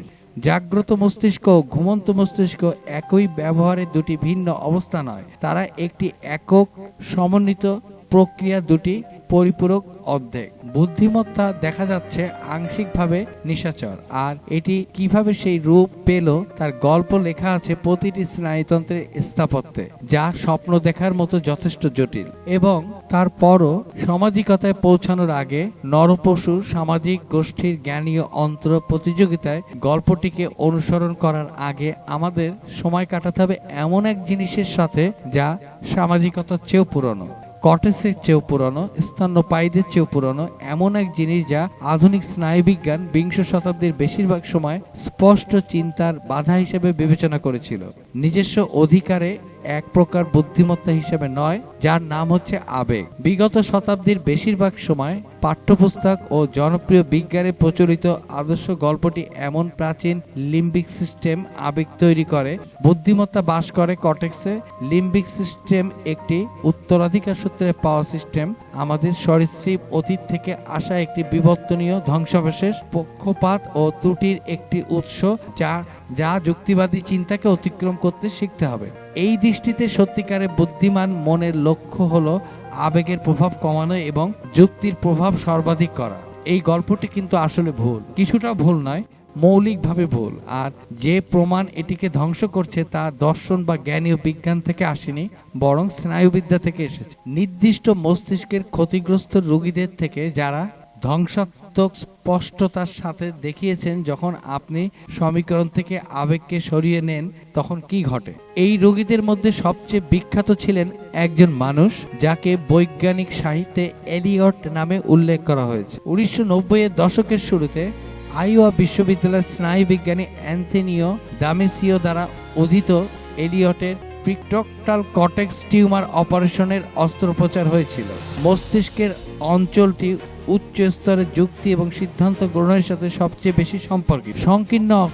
সংকীর্ণ অর্থে অস্ত্রোপচার সফল হয়েছিল। টিউমারটিকে সরিয়ে ফেলা গিয়েছিল। পরিমাপকৃত বুদ্ধিমত্তাও অপরিবর্তিত ছিল। তার স্মৃতি অক্ষত ছিল, তার ভাষা অক্ষত ছিল। বিমূর্ত সমস্যার মাধ্যমে যুক্তি দেওয়ার ক্ষমতা, পরিস্থিতি বিশ্লেষণ করার ক্ষমতা, সম্ভাব্য কর্মপন্থা তৈরি করার এবং তাদের সম্ভাব্য পরিণতি মূল্যায়নের ক্ষমতা সবই অক্ষত ছিল। Antonio Damasio studied a patient known as Eliot. He encountered something deeply unsettling about human intelligence. Eliot had suffered damage to parts of the frontal lobe involved in emotional processing, and after the injury, his IQ remained intact, his memory worked, his language abilities remained normal. His mathematical reasoning, logic, and general knowledge were all preserved. By every conventional measurement, Eliot was still intelligent, and yet his life collapsed.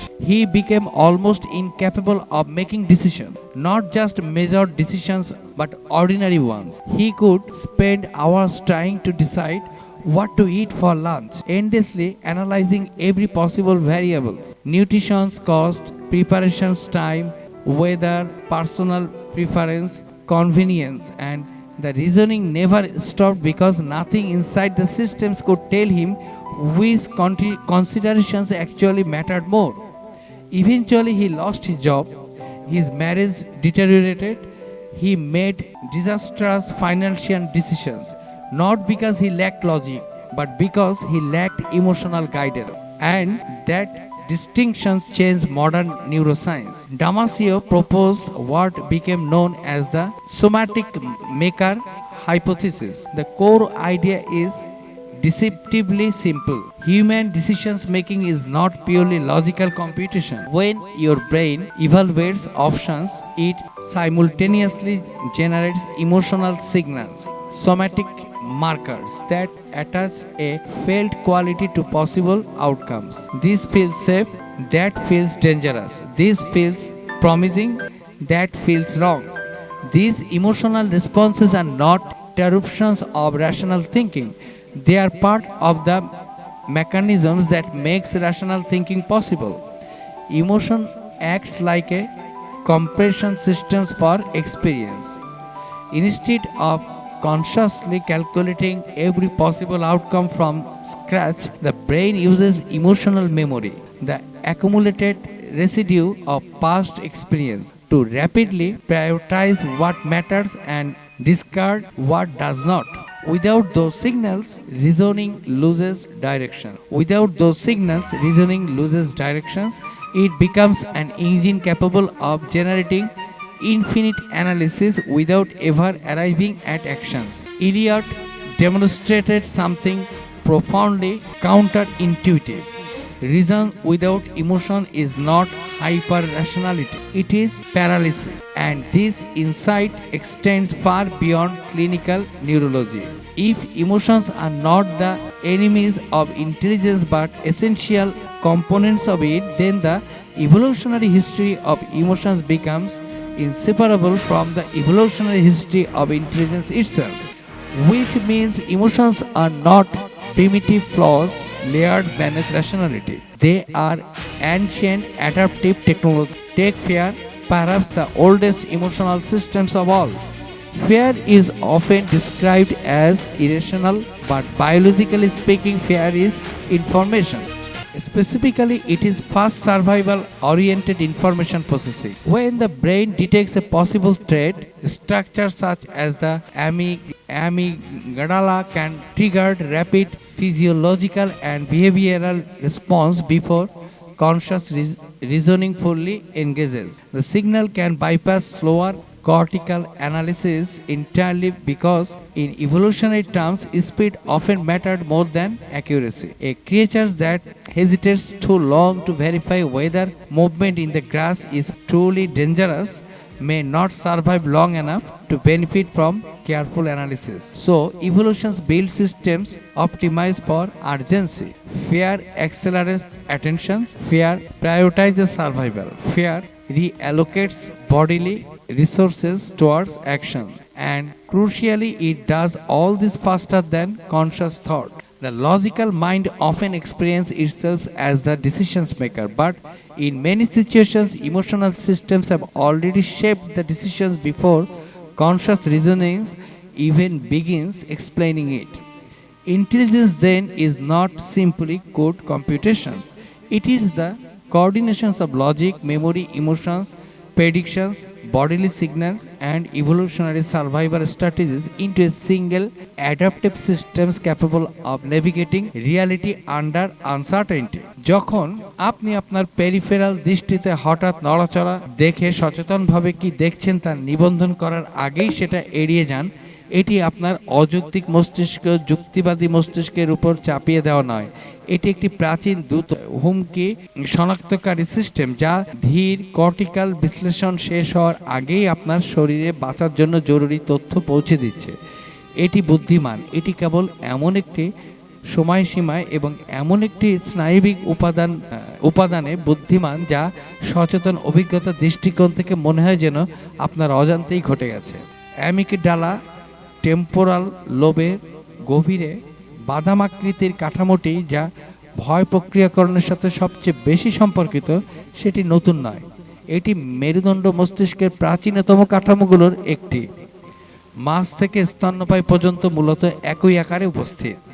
এটি প্রায় 50 কোটি বছর ধরে হুমকি তথ্য প্রক্রিয়াকরণ করে আসছে, আর সেই 50 কোটি বছরে প্রাকৃতিক নির্বাচনে এটিকে অসাধারণ সংবেদনশীলতা এবং দ্রুততর একটি সিস্টেমে পরিমার্জিত করেছে যা এমন প্যাটার্ন শনাক্ত করতে সক্ষম যা বিপদের ভবিষ্যৎবাণী করে তার আগেই কর্টিক্যাল ভিজুয়াল সিস্টেম উদ্দীপকের সম্পূর্ণ উপস্থাপনা তৈরি করার সময় পায়। কৌতূহল আরেকটি আবেগগত অবস্থা যা জ্ঞানীয় যন্ত্র হিসেবেও কাজ করে। নতুন উদ্দীপনার প্রতি অনুকূল টান, অন্বেষণ করার, তদন্ত করার, বোঝার ইচ্ছা, এটি বাঁচার গুরুতর কাজ থেকে অযৌক্তিক বিভ্রান্তি নয়, এটি শেখাকে চালিত করার প্রেরণামূলক ইঞ্জিন। যে জীব কৌতূহলী নয় সে নতুন তথ্য খোঁজে না, যে জীব নতুন তথ্য খোঁজে না সে সরাসরি প্রয়োজনের বাইরে নিজের পরিবেশ সম্পর্কে শেখে না।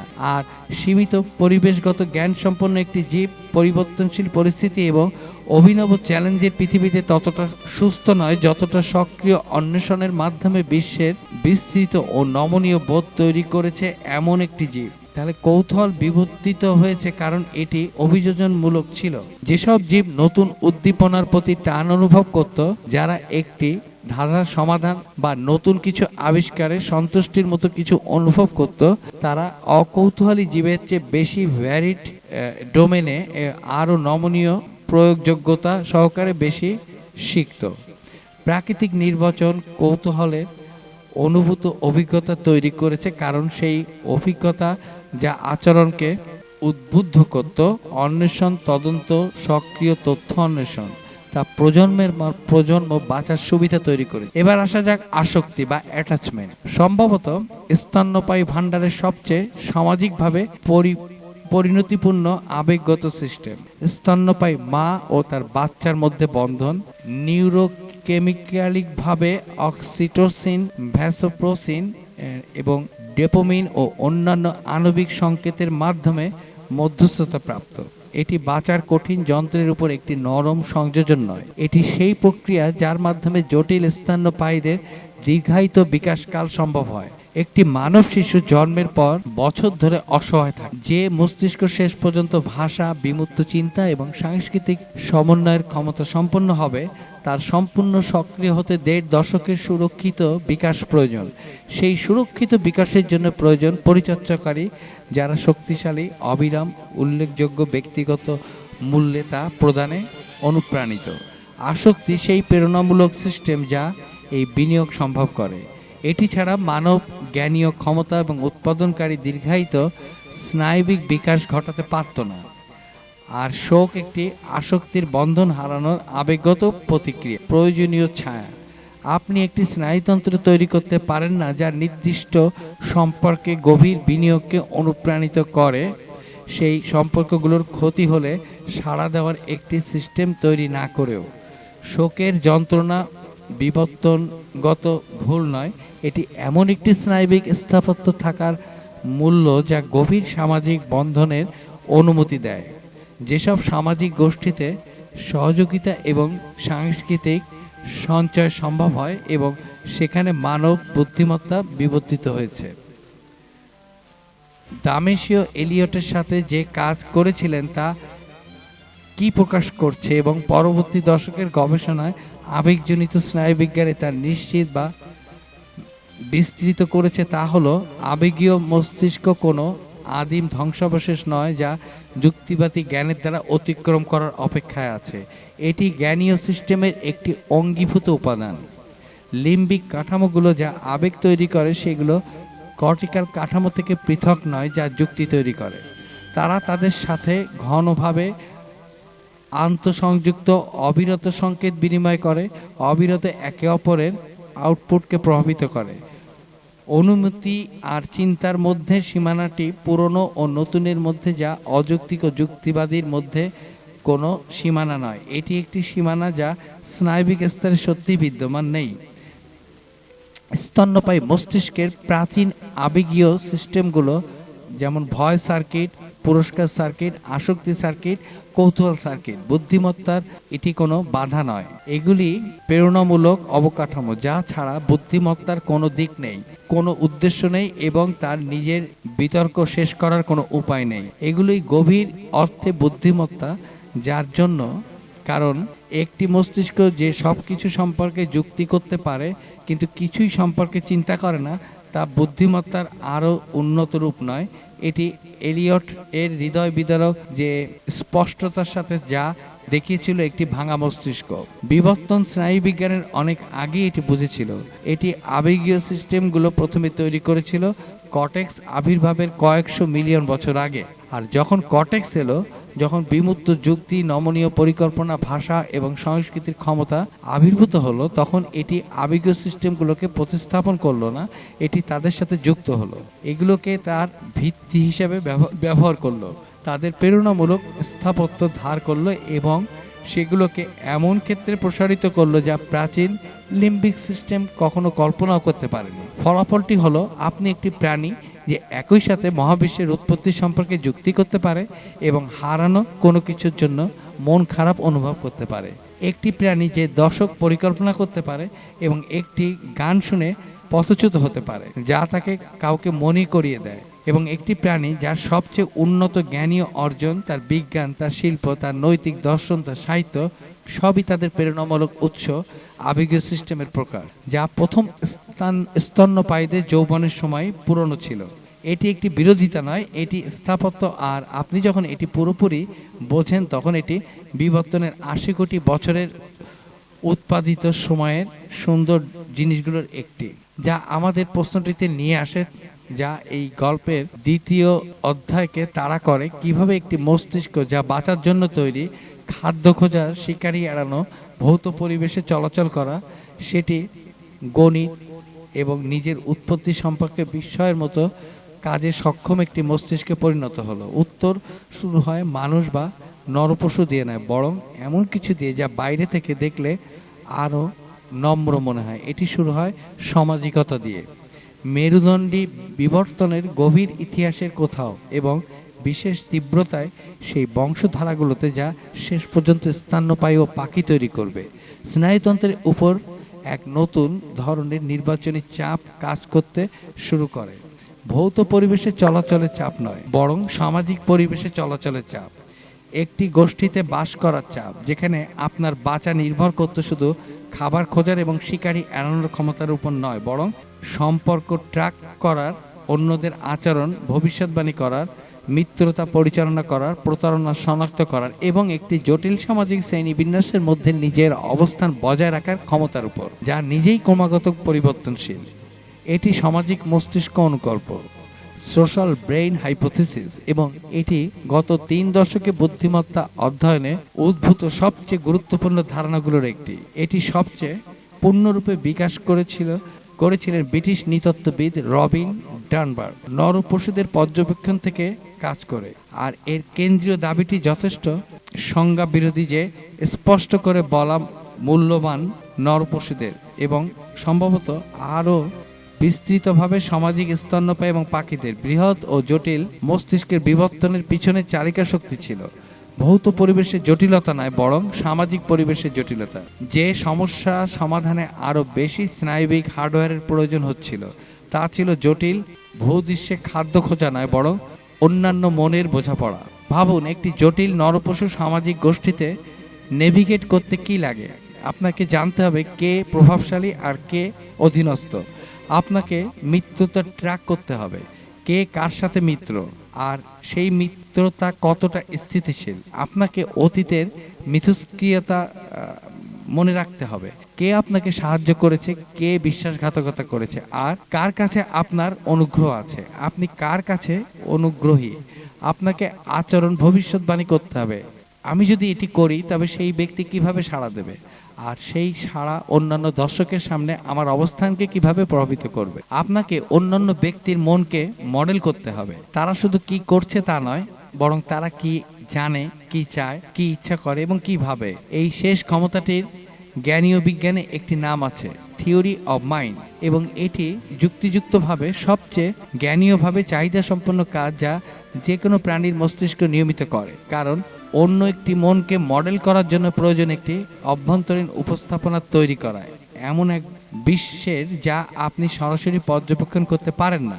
অন্য জীবের ব্যক্তিগত অভিজ্ঞতা এবং সেই উপস্থাপনা ব্যবহার করে আচরণের ভবিষ্যৎবাণী করা, এটি সবচেয়ে উন্নত ধরনের মডেলিং যা স্নায়ুতন্ত্রগুলি বিবর্তিত হয়ে সম্পাদন করতে শিখেছে, এবং এটি তার পূর্ণরূপে শুধুমাত্র খুব বড় এবং খুব জটিল মস্তিষ্ক বিশিষ্ট জীবেই দেখা যায়। খুব বড় এবং খুব জটিল মস্তিষ্ক ব্যয়বহুল, বিপাকীয়ভাবে এমনভাবে ব্যয়বহুল যা অতিরঞ্জিত করা কঠিন। মানব মস্তিষ্ক তার উদাহরণ, যার উপর আমরা শুরুতে যে 20 ওয়াটের কথা বলেছিলাম, শরীরের মোট শক্তি বাজেটের প্রায় 20% গ্রাস করে। যদিও এটি ভরের মাত্র 2% বিবর্তনের দৃষ্টিকোণে এটি একটি অসাধারণ বিনিয়োগ। এত ব্যয়বহুল কোনো বৈশিষ্ট্য টিকে থাকে না যদি না উপকারিতা খরচের চেয়ে বেশি হয়। তার মানে বড় মস্তিষ্ক যাই প্রদান করেছিল, সামাজিক বুদ্ধিমত্তা যাই সক্ষম করেছিল, তা বাঁচা এবং প্রজননের জন্য যথেষ্ট উপকার প্রদান করেছিল। সেই বিপুল বিপাকীয় মূল্য ন্যায্যতা প্রমাণ করতে প্রজন্মের পর প্রজন্ম কোটি কোটি বছর ধরে, এবং বড় মস্তিষ্ক অন্য কথায় নিজের খরচ নিজেই পরিশোধ করত। বাঁচা ও প্রজননের মুদ্রায় অন্যের মন বোঝা আপনার দৈনিক ক্যালোরি গ্রহণ এর 20% মূল্যবান ছিল। এই ঘটনাটি অন্য যে কোনো ঘটনার চেয়ে বেশি আপনাকে বলে দেয় যে সামাজিক বুদ্ধিমত্তা আমাদের বিবর্তনীয় পূর্বপুরুষদের জন্য কতটা গুরুত্বপূর্ণ ছিল। এখানেই সেই মুহূর্ত যখন বুদ্ধিমত্তার গল্পটি এমন একদিকে মোড় নেয় যা অংশগ্রহণকারীরা এমনকি সেই সময় বেঁচে থাকা জীবেরাও কল্পনা করতে পারেনি। কারণ সামাজিক বুদ্ধিমত্তা একবার প্রতিষ্ঠিত হলে এমন কিছু করে যা স্নায়ুতন্ত্রের উপর আর কোনো নির্বাচনী চাপ আগে কখনো করেনি। এটি একটি প্রতিক্রিয়া লুপ তৈরি করে যার কোনো প্রাকৃতিক বিন্দু নেই। লুপটি কিভাবে কাজ করে তারও উন্নত সামাজিক বুদ্ধিমত্তা, আরও ভালো থিওরি অফ মাইন্ড, অন্যের অভিপ্রায় এবং জ্ঞান মডেল করার আরও ভালো ক্ষমতা, তা একজন ব্যক্তিকে গোষ্ঠীর মধ্যে প্রতিযোগিতামূলক সুবিধা দেয়। সেই ব্যক্তি ভালো করে বাঁচে, বেশি সফলভাবে প্রজনন করে এবং সেই স্নায়বিক স্থাপত্য পাশ করে যা সেই উন্নত সামাজিক জ্ঞান সক্ষম করেছিল, এবং পরবর্তী প্রজন্মের বড় সামাজিক জ্ঞান কিছুটা উন্নত হয়। কিন্তু এখন প্রতিটি ব্যক্তির যে সামাজিক পরিবেশে চলাচল করতে হয় সেটিও কিছুটা উন্নত হয়, কারণ গোষ্ঠীর অন্যান্য ব্যক্তিরাও কিছুটা উন্নত। সামাজিক পরিবেশের জটিলতা জ্ঞানীয় যন্ত্রের জটিলতাকে অনুসরণ করে, কারণ সামাজিক পরিবেশটি সেই জ্ঞানীয় যন্ত্র দ্বারাই গঠিত। তাই সামাজিক বুদ্ধিমত্তার আরও বিবর্তনের চাপ কখনো কমে না, বরং এটি তীব্রতর হয়, কারণ গোষ্ঠীটি জ্ঞানীয়ভাবে আরো উন্নত হয়। এটি একটি রানওয়ের প্রক্রিয়া, একটি জ্ঞানীয় অস্ত্র প্রতিযোগিতা, বা যা একটি সামাজিক গোষ্ঠীর ভিতরে চলছে যার কোনো বাহ্যিক সীমা নেই। আর এটি অধিকাংশ বিবর্তনীয় জীববিজ্ঞানী এখন বিশ্বাস করেন।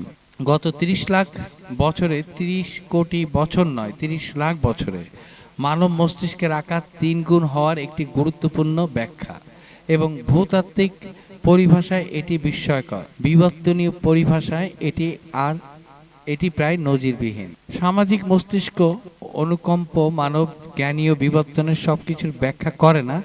ভাষা, সরঞ্জাম ব্যবহার, পরিবেশগত বুদ্ধিমত্তা, এগুলো সব ভূমিকা রেখেছে। আর এদের মধ্যকার মিথস্ক্রিয়া জটিল এমনভাবে যা গবেষকরা এখনো বের করছেন, কিন্তু এটি একটি অপরিহার্য জিনিস প্রদান করে, একটি প্রক্রিয়া, একটি নির্দিষ্ট নির্বাচনী চাপ, একটি নির্দিষ্ট প্রতিক্রিয়া কাঠামো সহ, যা জ্ঞানীয় ক্ষমতার বিস্ফোরক বিবর্তনকে চালিত করতে পারে, যা মানব বংশধারাকে অন্য সব নরপশু বংশধারা থেকে আলাদা করে। আর এটি একটি যৌক্তিক অনিবার্যতার সাথে নিয়ে যায়, যা শুধুমাত্র একটি পূর্ববর্তী দৃষ্টিতেই স্পষ্ট হয়, সেই জিনিসটির দিকে যা মানব বুদ্ধিমত্তাকে এই গ্রহে কখনো বিদ্যমান অন্য সব বুদ্ধিমত্তা থেকে সত্যি আলাদা করে। যোগাযোগ নয়, যোগাযোগ প্রাচীন। মৌমাছিরা যোগাযোগ করে, পিঁপড়েরা যোগাযোগ করে। প্রতিটি সামাজিক প্রাণীর ব্যক্তিদের মধ্যে তথ্য সংক্রমণের কিছু সিস্টেম আছে, কিন্তু ভাষা সত্যিকারের ভাষা সিনট্যাক্স বা ব্যাকরণ নয়, এবং সসীম উপাদানের সেট থেকে অসীম সংখ্যক অভিনব বাক্য তৈরি করার ক্ষমতা। ভাষা অন্য কিছু। ভাষা জ্ঞানীয় বিজ্ঞানী স্টিভেন পিঙ্কারের একটি বাক্যাংশ ব্যবহার করতে গেলে মানব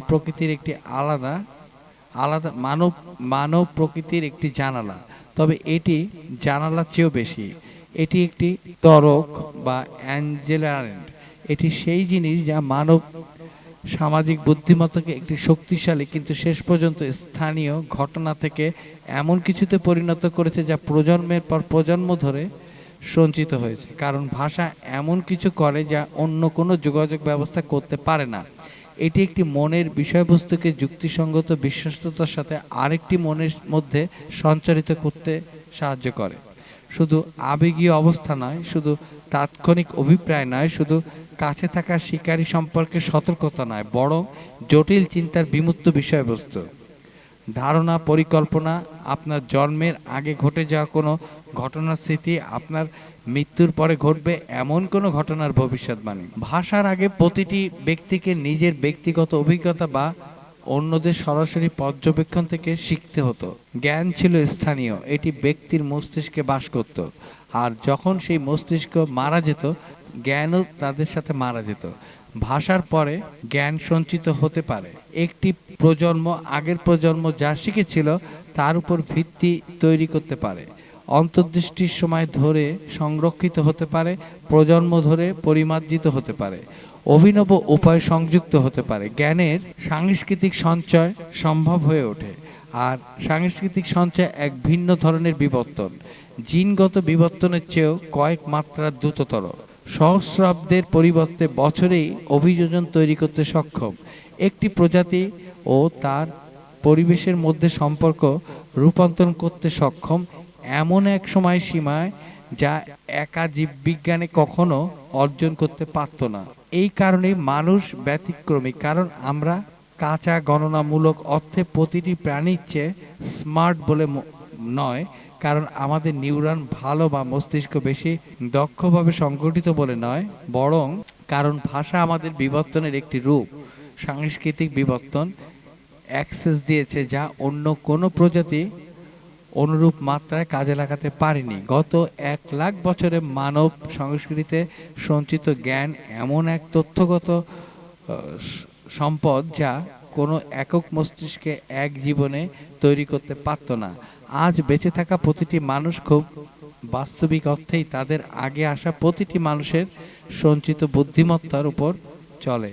আমরা কেবল স্বতন্ত্র মস্তিষ্ক বিশিষ্ট ব্যক্তি নই, আমরা মনের একটি নেটওয়ার্কের নোড বা 1,00,000 বছরের সাংস্কৃতিক ইতিহাস পেরিয়ে বিস্তৃত, এবং এটি জীববিজ্ঞান নয়, এটি নতুন কিছু, এমন কিছু যার সত্যিকার কোনো নজির নেই 80 কোটি বছরের স্নায়ুতন্ত্রের ইতিহাসে, যা আমরা আজ রাতে অনুসরণ করছি।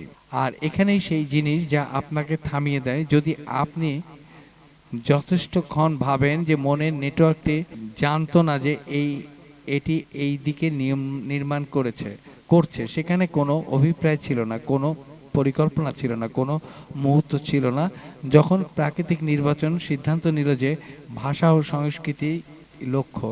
ব্যাকটেরিয়াটি তার রাসায়নিক ঢালে চলাফেরা করছিল, তার কোনো ধারণা ছিল না যে এটি এমন একটি প্রক্রিয়া অংশ নিচ্ছে যা শেষ পর্যন্ত সিম্ফনি রচনা এবং মহাকাশ যানের গতিপথ গণনা করতে সক্ষম একটি প্রাণী তৈরি করবে। ক্যাম্ব্রিয়ান সাগরে স্পন্দিত জেলিফিশের কোনো ধারণা ছিল না যে তার স্নায়ুজাল একটি প্রযুক্তির প্রথম পুনরাবৃত্তি, যা 500 মিলিয়ন বছর পরে নিজের উৎপত্তি সম্পর্কে প্রশ্ন করবে। প্রথম নরপশু যে তার গোষ্ঠীর সামাজিক গতিশীলতার প্রতিবেশীদের চেয়ে কিছুটা বেশি নির্ভুলভাবে ট্র্যাক করছিল, তার কোনো ধারণা ছিল না যে এটি একটি জ্ঞানীয় অস্ত্র প্রতিযোগিতার প্রথম পদক্ষেপ, যা নিজেকে চেতনা বলে ডাকে, সেই জিনিসটি তৈরি করবে। বুদ্ধিমত্তা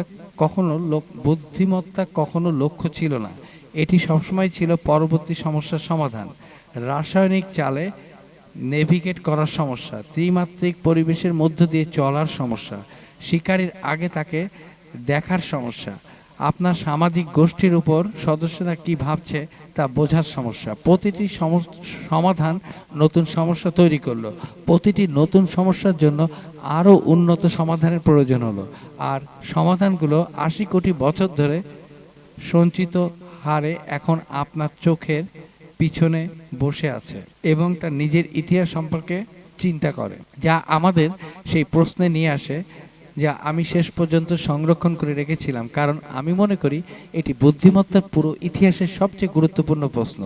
আর আমি মনে করি উত্তর, বা বরং সৎ স্বীকারোক্তি, যে আমাদের এখন উত্তর নেই। আমাদের এই গল্পে আমরা কোথায় আছি সে সম্পর্কে অপরিহার্য কিছু বলে। চেতনা কি? বুদ্ধিমত্তা নয়, জ্ঞান নয়, তথ্য প্রক্রিয়াকরণ নয়, চেতনা ব্যক্তিগত অভিজ্ঞতার কাঁচা সত্য। ঘটনাটি যে আপনার মতো হওয়ার মতো কিছু আছে, ঘটনাটি যে যখন আলো আপনার রেটিনায় আঘাত করে এবং সংকেত আপনার ভিজুয়াল কর্টেক্স এ যায় এবং আপনার মস্তিষ্ক লাল রঙের একটি উপস্থাপনা তৈরি করে, আপনি কেবল লাল হওয়ার তথ্যটি প্রক্রিয়াকরণ করেন না, আপনি লাল দেখেন, আপনি এটি অনুভব করেন। অভিজ্ঞতার একটি অনুভূত গুণ আছে যা স্নায়বিক প্রক্রিয়াকরণের যে কোনো বর্ণনা দ্বারা ধরা যায় না, তা যতই সম্পূর্ণ হোক না কেন। এটিকেই দার্শনিক ডেভিড চার্লসম্যান চেতনার কঠিন সমস্যা বলেছেন, আর এটি স্নায়ুবিজ্ঞানের 1 শতাব্দী এবং দশকের তীব্র দার্শনিক বিশ্লেষণ সত্ত্বেও সত্যি অমীমাংসিত রয়ে গেছে। আমরা চেতনার স্নায়বিক সহ সম্পর্কে অনেক কিছু জানি। কোন মস্তিষ্কের অঞ্চলগুলো সচেতন অভিজ্ঞতার সময় সক্রিয়, কিভাবে নির্দিষ্ট কাঠামোর ক্ষতি চেতনাকে ব্যাহত করে, কিভাবে অ্যানেস্থেসিয়া ঘুম এবং ধ্যান সচেতন অবস্থাও পরিবর্তন করে, আমরা যা জানি না তা হলো কেন সেই স্নায়বিক কার্যকলাপের সঙ্গেই ব্যক্তিগত অভিজ্ঞতা আসে। কোনো একটি তথ্য প্রক্রিয়াকরণকারী মস্তিষ্ক হওয়ার মতো কিছু আছে। কেন প্রক্রিয়াকরণটি কেবল অন্ধকারে সম্পাদিত হয় না, কোনো অনুভূত গুণ ছাড়া, কোনো অভ্যন্তরীণ আলো ছাড়া? আমরা জানি না। আর এই অজানার অস্বস্তিকর প্রভাব হলো আমরা জানি না চেতনা অনন্য কিনা মানুষের জন্য বা স্তন্যপায়ীদের জন্য। যে মেরুদণ্ডীদের জন্য অবস্থা এটি কোনো রূপে অক্টোপাস, মৌমাছি বা জেলিফিশের বা এমনকি সেই ব্যাকটেরিয়ার মধ্যে উপস্থিত কিনা যা প্রাচীন সাগরে রাসায়নিক ঢালে চলাচল করছে। আমরা ধরে নিই যে চেতনা বুদ্ধিমত্তার গল্পে একটি দেরিতে যোগ করা অংশ, যা যথেষ্ট জটিল মস্তিষ্কের সাথে আবির্ভূত হয়েছে, যা কর্টেক্সের বিবর্তন থেকে বা ভাষা থেকে অথবা ভাষার দ্বারা সক্ষম আত্মপ্রতিফলিত ক্ষমতা থেকে উদ্ভূত হয়েছে। কিন্তু সেই ধারণাটি এক বিশেষ ধরনের চেতনার ভিতর থেকে তৈরি এক বিশেষ ধরনের মস্তিষ্ক বিশিষ্ট প্রাণীদের দ্বারা। এটি এমনভাবে ভুল হতে পারে যা আমরা বর্তমান মূল্যায়ন করতে পারি না। আমরা আত্মবিশ্বাসের সাথে যা বলতে পারি তা হলো বুদ্ধিমত্তার ইতিহাস, যা আমরা আজ রাতে ট্রেস করেছি ব্যাকটেরিয়া কেমোট্যাক্সিস থেকে জেলিফিশের স্নায়ুজাল, অক্টোপাসের বিতরণকৃত জ্ঞান, নরপশুদের সামাজিক মস্তিষ্ক এবং ভাষা ব্যবহারকারী সংস্কৃতি সঞ্চয়কারী আত্মপ্রতিফলিত মন হোমোসেপিয়ান্স পর্যন্ত। এটি একটি একক জিনিসের ইতিহাস নয় যা বড় বা জটিল হয়েছে। এটি একটি নীতির ইতিহাস যা বারবার আবিষ্কৃত এবং পুনরাবিষ্কৃত হয়েছে ভিন্ন উপকরণে, ভিন্ন স্থাপত্যে, ভিন্ন পরিবেশগত প্রেক্ষাপটে। নীতি হলো পরিবেশ সম্পর্কে তথ্য প্রক্রিয়াকরণ এবং বুদ্ধিমত্তার সাথে কাজ করা বাঁচার সুবিধা দেয়। এবং যত উন্নত প্রক্রিয়াকরণ যত শক্তিশালী সুবিধা, যত উন্নত প্রক্রিয়াকরণ তত শক্তিশালী সুবিধা। সেই নীতি ৮০ কোটি বছর ধরে চলছে। এটি বিস্ময়কর বৈচিত্র্যের সমাধান তৈরি করেছে। অক্টোপাসের বিতরণকৃত বাহু, ড্রাগন ফ্লাইয়ের যৌগিক চোখ, বাদুড়ের প্রতিধ্বনি শনাক্তকরণ, পরিযায়ী পাখির চৌম্বক নেভিগেশন, শিম্পাঞ্জির থিওরি অব মাইন্ড, মানুষের ভাষা ও সংস্কৃতি, এগুলো সবই বুদ্ধিমত্তা। এগুলো সবই একটি জটিল পৃথিবীতে বেঁচে থাকার সমস্যার সমাধানের প্রতিযোগিতার চেয়ে বেশি কার্যকরণভাবে তথ্য প্রক্রিয়াকরণের মাধ্যমে। আর এখন ৮০ কোটি বছরে প্রথমবারের মতো সমাধানগুলোর একটি সমস্যা সম্পর্কে সচেতন হয়েছে। এই দীর্ঘ প্রক্রিয়া ছাড়া উৎপাদিত স্নায়ুতন্ত্রের একটি তার তথ্য প্রক্রিয়াকরণ ক্ষমতা প্রক্রিয়াটিরও উপরেই ঘুরিয়েছে। এবং কিভাবে এটি এলো, এটি কি এবং এটি কোথায় যাচ্ছে তা বিভিন্ন মাত্রার সাফল্যের সাথে জিজ্ঞাসা করছে। আমি মনে করি এটি গুরুত্বপূর্ণ। আমি মনে করি এটি আমরা সাধারণত স্বীকার করার চেয়েও বেশি গুরুত্বপূর্ণ। কারণ প্রশ্নটি যে বুদ্ধিমত্তা এমন কোথায় যাচ্ছে, যখন যাচ্ছে এখন সেখানে এর একটি রূপ নিজের বিকাশের সত্যগুলো ইচ্ছাকৃতভাবে পরিবর্তন করার ক্ষমতা তৈরি করেছে। বাহ্যিক জ্ঞানীয় সরঞ্জাম তৈরি করতে, এমন কৃত্রিম সিস্টেম তৈরি করতে যা তথ্য প্রক্রিয়াকরণ করে এমনভাবে যা জৈবিক স্নায়ুতন্ত্র করতে পারে না। সেই প্রশ্নটি একাডেমিক নয়, এটি সম্ভবত সবচেয়ে পরিপূর্ণ প্রশ্ন যা পৃথিবীর জীবনের ইতিহাসে কখনো তৈরি করেছে। আমরা এই মুহূর্তে আরেকটি পরিবর্তনের মধ্যে আছি। স্নায়ু জাল থেকে কেন্দ্রীভূত মস্তিষ্কের পরিবর্তনের মতো ধীর নয়, নরপশুর কর্টেক্সের সম্প্রসারণের মতো ধীরে ধীরেও নয়।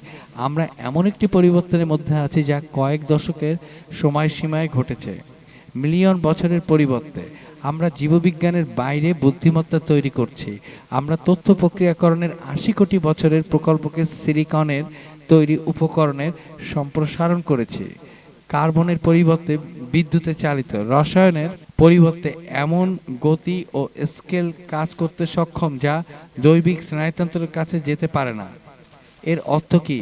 বুদ্ধিমত্তা গল্পের জন্য এবং সেই জীবগুলোর জন্য যারা এখন পর্যন্ত সেই গল্পের একমাত্র নায়ক ছিল, তা সত্যি অজানা।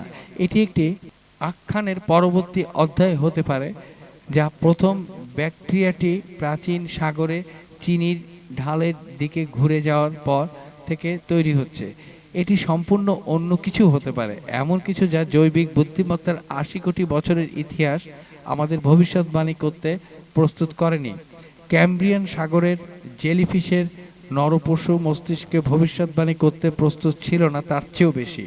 আমি যা সম্পর্কে আত্মবিশ্বাসী তা হলো বুদ্ধিমত্তা।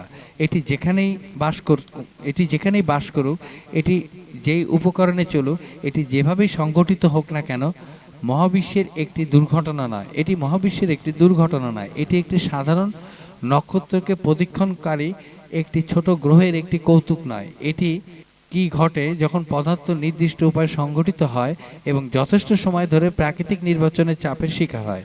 এটি খুব স্বাভাবিক অর্থেই পদার্থবিজ্ঞানের সূত্রগুলো কি উৎপন্ন করে যখন আপনি সেগুলো যথেষ্ট দীর্ঘ সময় সঠিক পরিস্থিতিতে চালান। আর তার মানে আজ রাতে আমরা যে ৮০ কোটি বছরের গল্প বলেছি তা শুধু পৃথিবীর জীবনের গল্প নয়, এটি একটি গল্প সম্ভাবনার সম্পর্কে। জটিলতা কি করতে সক্ষম যখন তাকে যথেষ্ট সময়, যথেষ্ট চাপ এবং যথেষ্ট বৈচিত্র্য দেওয়া হয়। একটি ২০ ওয়াটের যন্ত্র যা তার নিজের ইতিহাস চিন্তা করতে পারে, এটি ৮০ কোটি বছরের বাঁচার চাপ তৈরি করেছে।